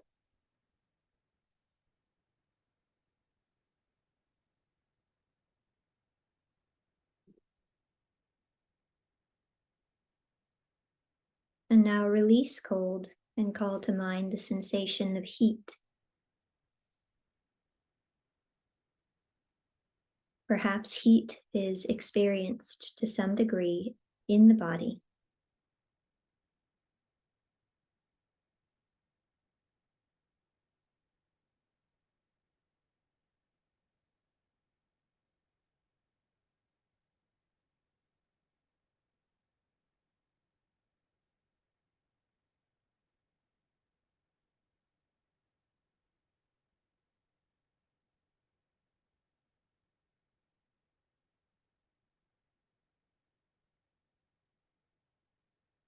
And now release heat.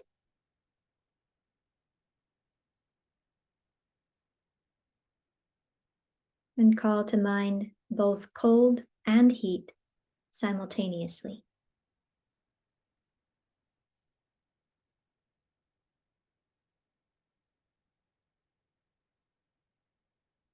Perhaps experiencing in the body the sensations of cold and heat.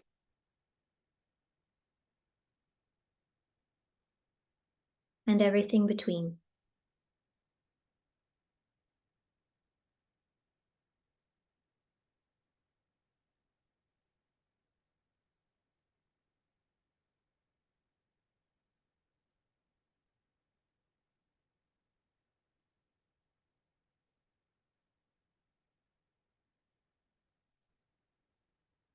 Release both cold and heat and everything beyond and between, and rest once again within the circle of golden light in your safe, sacred inner space.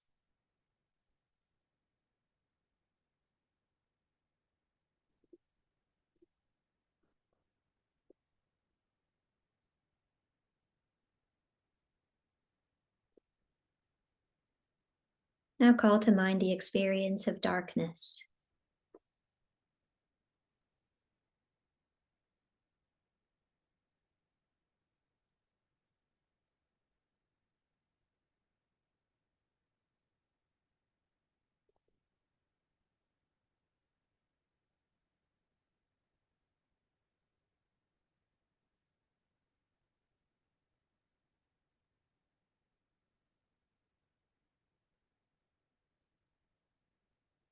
And now the experience of light.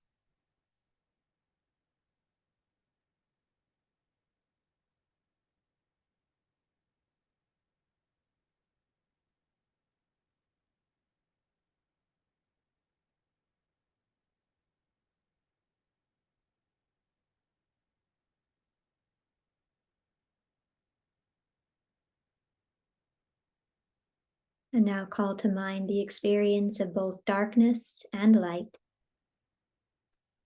holding them equally, simultaneously.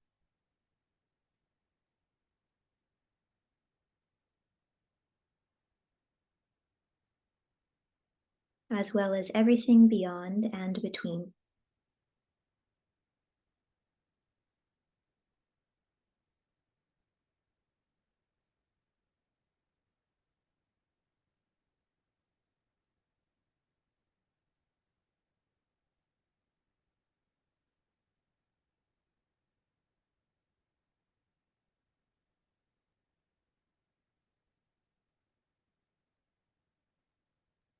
Release darkness and light and rest once again in your safe, sacred inner space, surrounded by golden light.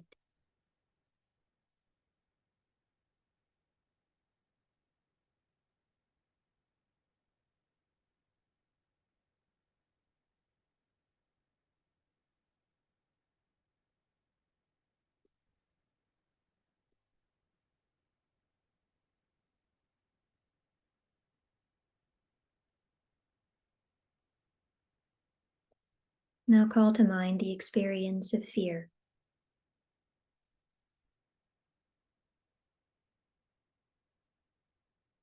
Perhaps becoming aware of the way that fear lives within the mind and within the body.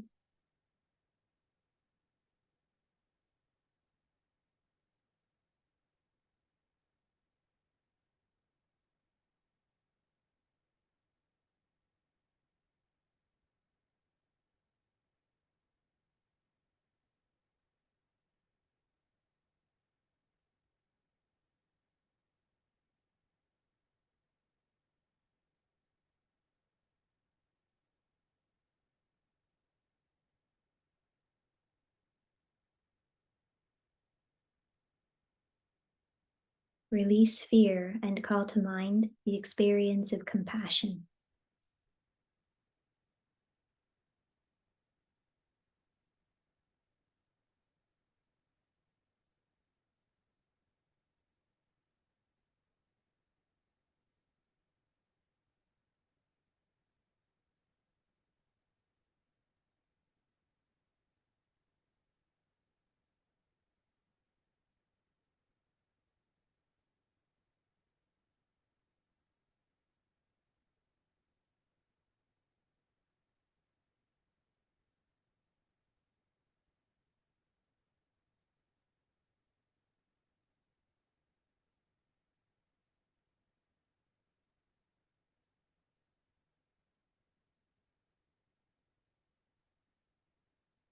And now fear and compassion equally, simultaneously.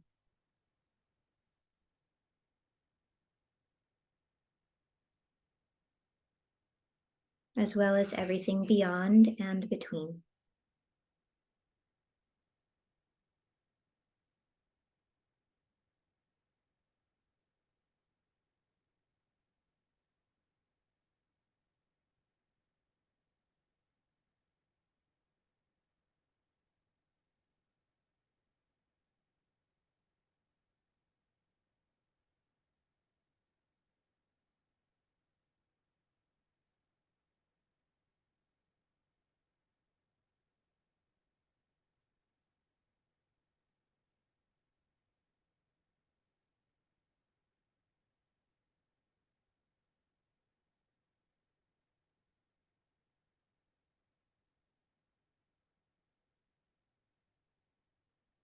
And let all experience, all sensation fall away, and once again rest in your safe, sacred inner space, surrounded by golden light.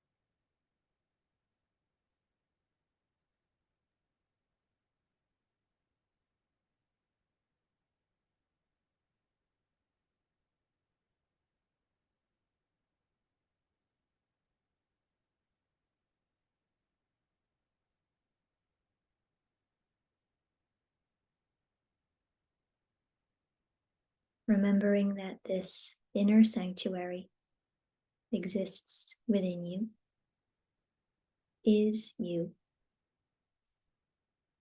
and that it remains eternally accessible.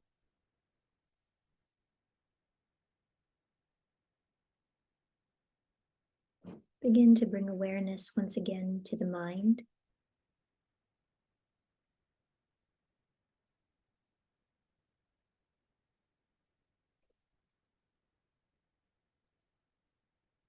And awareness to the breath.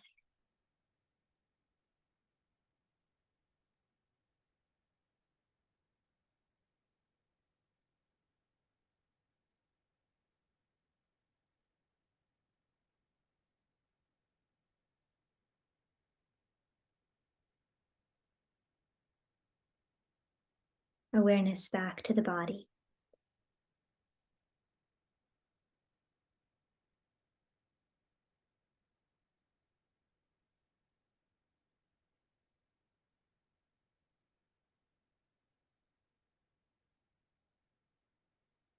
And begin to invite some gentle movement into the body, maybe beginning with the fingers and toes.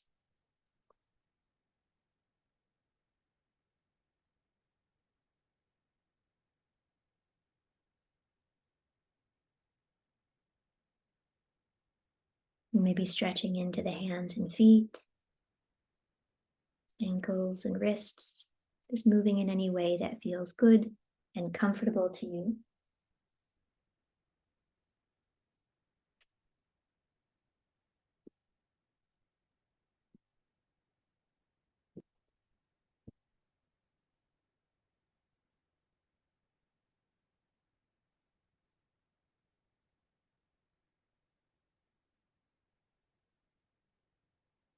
And eventually roll to one side, curl into a fetal position.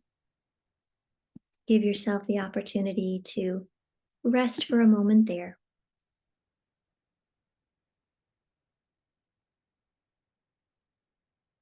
Noticing this position of transition from corpse pose through fetal position back into an upright seated position.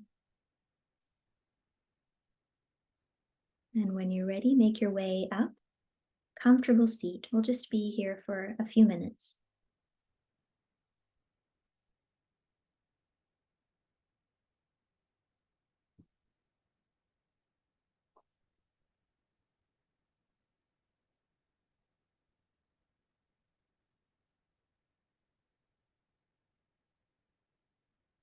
Once you have found your steady, easy posture that allows for a sense of stability through the pelvis, ease through the belly, spaciousness through the spine.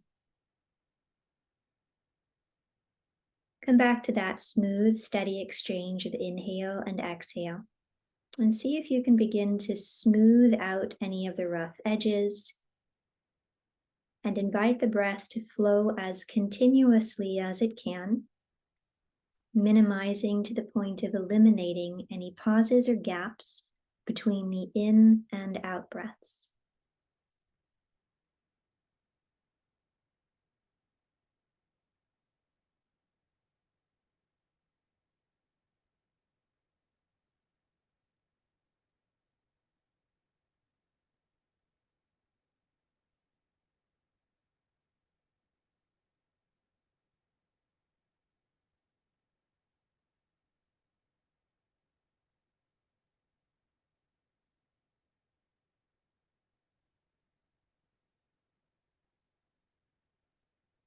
Continuing to nurture this healthy breath, draw awareness once again to the belly and just experience 3 breaths in the space of the belly, as though all consciousness, all awareness is coalescing in this space.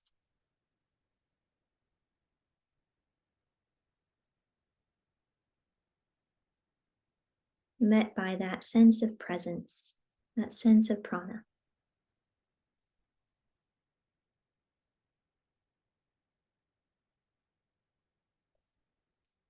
Similarly, awareness and presence in the opening of the nostrils. 3 to 4 breaths.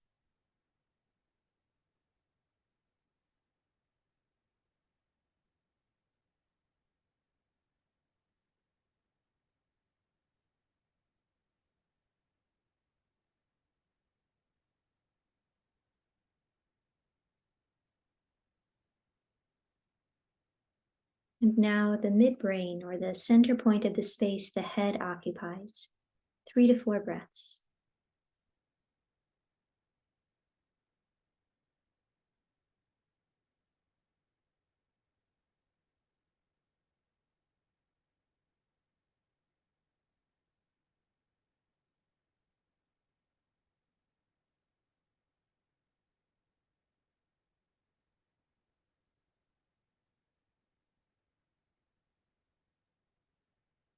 From the center of the head, with inhale, awareness lifts to the crown. And exhale, descends to the heart center.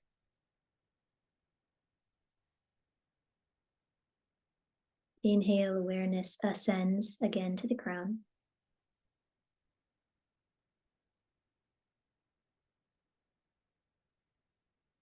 Exhale, descends, heart center. Allow for this ascending and descending presence for 3 to 4 more breaths.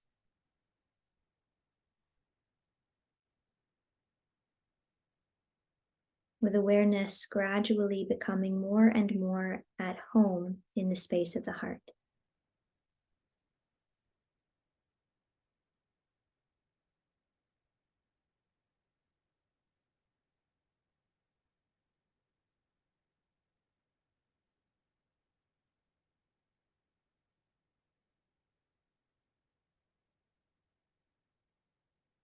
Awareness at the space of the heart now. With inhale, there's a sense of gentle expansion.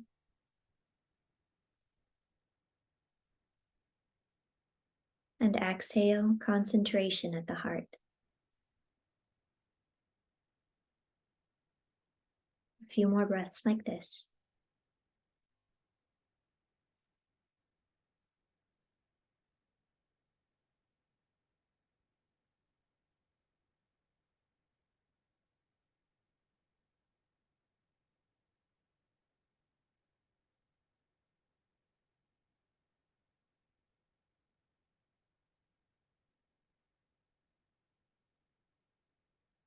Invite awareness to rest at the heart center.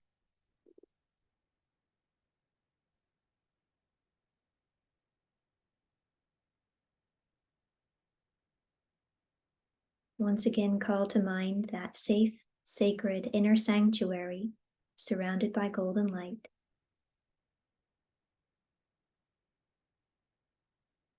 And as though observing from safe within this sacred space, seek out a place in the heart where fear resides.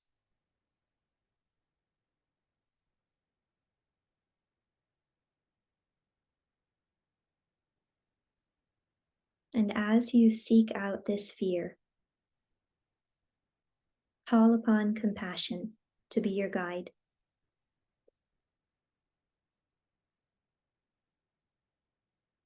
So that when fear is encountered, rather than being met with judgment or repression, instead wrap it up in compassion and love.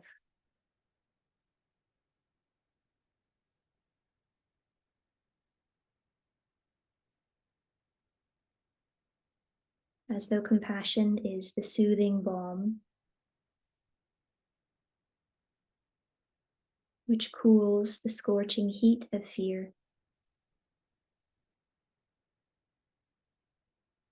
or the warmth which melts its icy edges.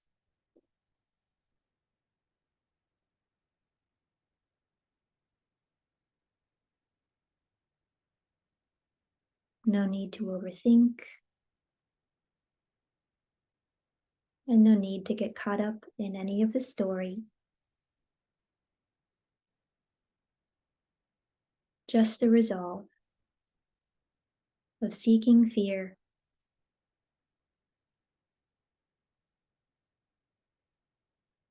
and soothing it with compassion.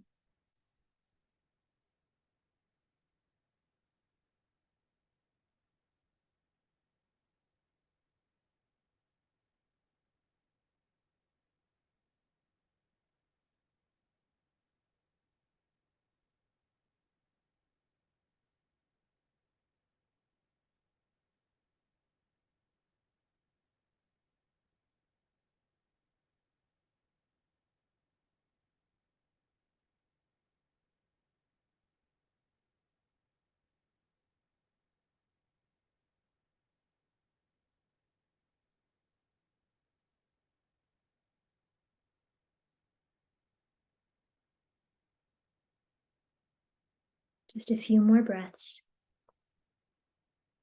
filling the heart with tendrils of compassion.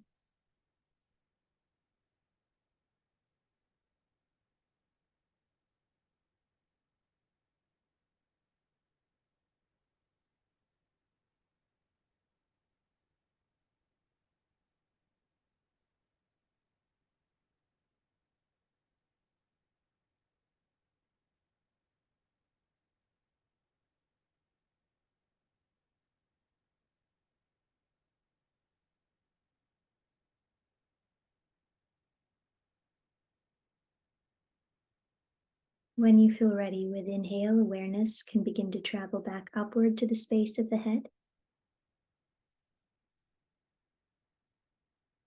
And then back to the opening of the nostrils. For a few more breaths, inhaling into the space of the head. And exhaling to the nostrils.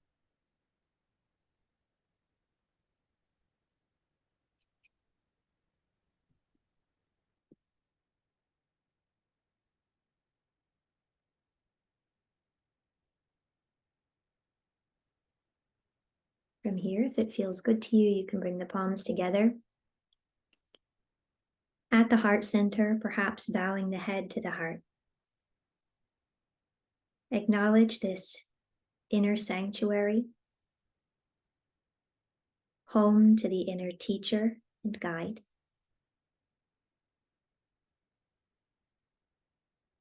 Remind yourself of the power you have that is innate to all human beings. The power to consciously choose the way that we receive and the way that we respond to everything life presents us with. Choosing the impact the world has on us, and choosing the impact we, in turn, have on the world.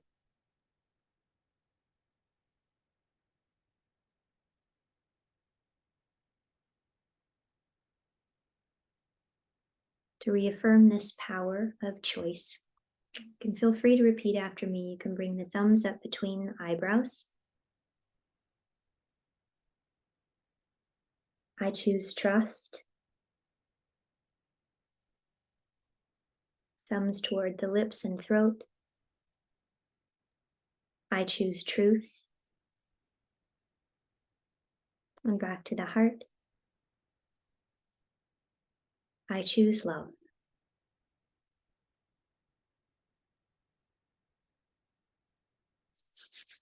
Rub the palms together, generate a little bit of warmth. And if you'd like, place the palms lightly over the eyes for another breath or two.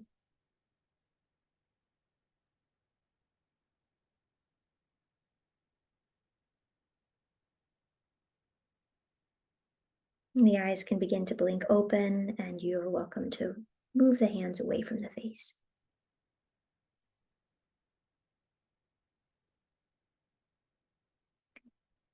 So I'll give you a moment just to reflect briefly on anything that might have come up when you sought out where fear was living in the space of the heart, and what the experience was like for you of greeting that fear with compassion.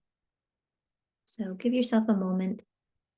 There's no right or wrong. It might have been a profound experience. It might have felt flat, may have been nothing at all. You may have planned what you're going to cook for dinner instead. That's okay. All of it is relevant. Thank you, Marcia.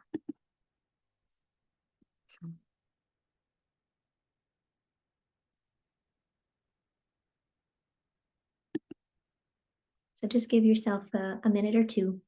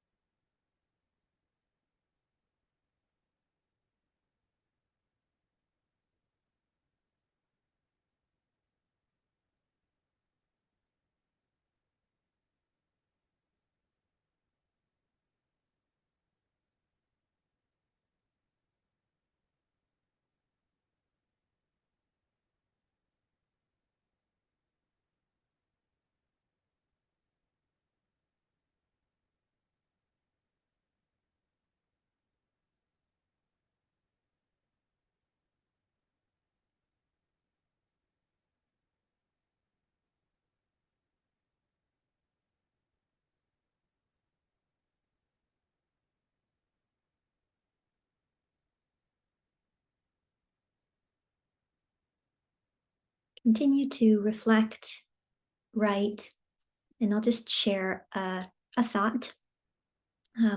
Again, some knowledge, some wisdom that is passed down through the Yoga Sutras. In Yoga Sutra 133, Patanjali, the author of the sutras, outlines the 4 most potent contaminants which muddy the mind.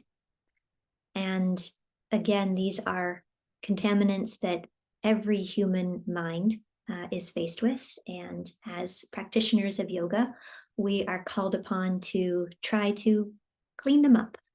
And so in our quest to clean up the mind and to make it pristine, we are given antidotes for each of these contaminants.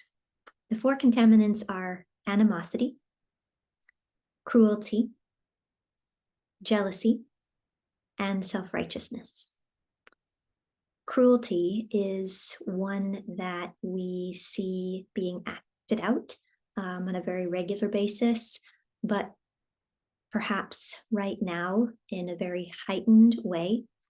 This is something that every human being is capable of, and that on a daily basis, most of us do engage with to some extent. Usually it is cruelty that is expressed to those who we are trying to assert some sort of power over in order to affirm our own ability and our own right to survival. The antidote for cruelty, according to the Yoga Sutras, is compassion. Compassion is the thing that can clear away the contaminant of cruelty. And there's so much more that we can learn about the nature of compassion, which very often gets confused with empathy, and they are very different. So perhaps in a couple of weeks or soon, as soon as possible, we can gather again and explore the nature of compassion as the antidote for cruelty. But cruelty is often the way that we act out as a response or as a reaction to fear. So where fear lives in our heart, that will often instigate us to behave in a cruel way to ourselves and to others. So seek out those places of fear, and rather than being cruel with yourself or with anyone else, seek compassion first. So with that, any questions before we go, or reflections, or anything at all that anyone would like to share?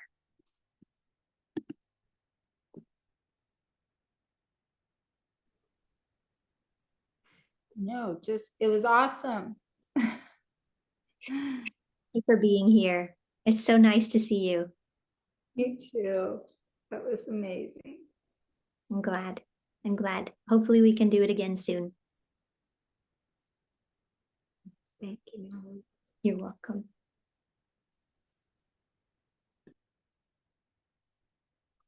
Well, if anything comes up for anyone, I'll stick around for a few more minutes, but if anyone has anything else, you're welcome to also just reach out to me individually if there's anything that you want to share or ask. Okay.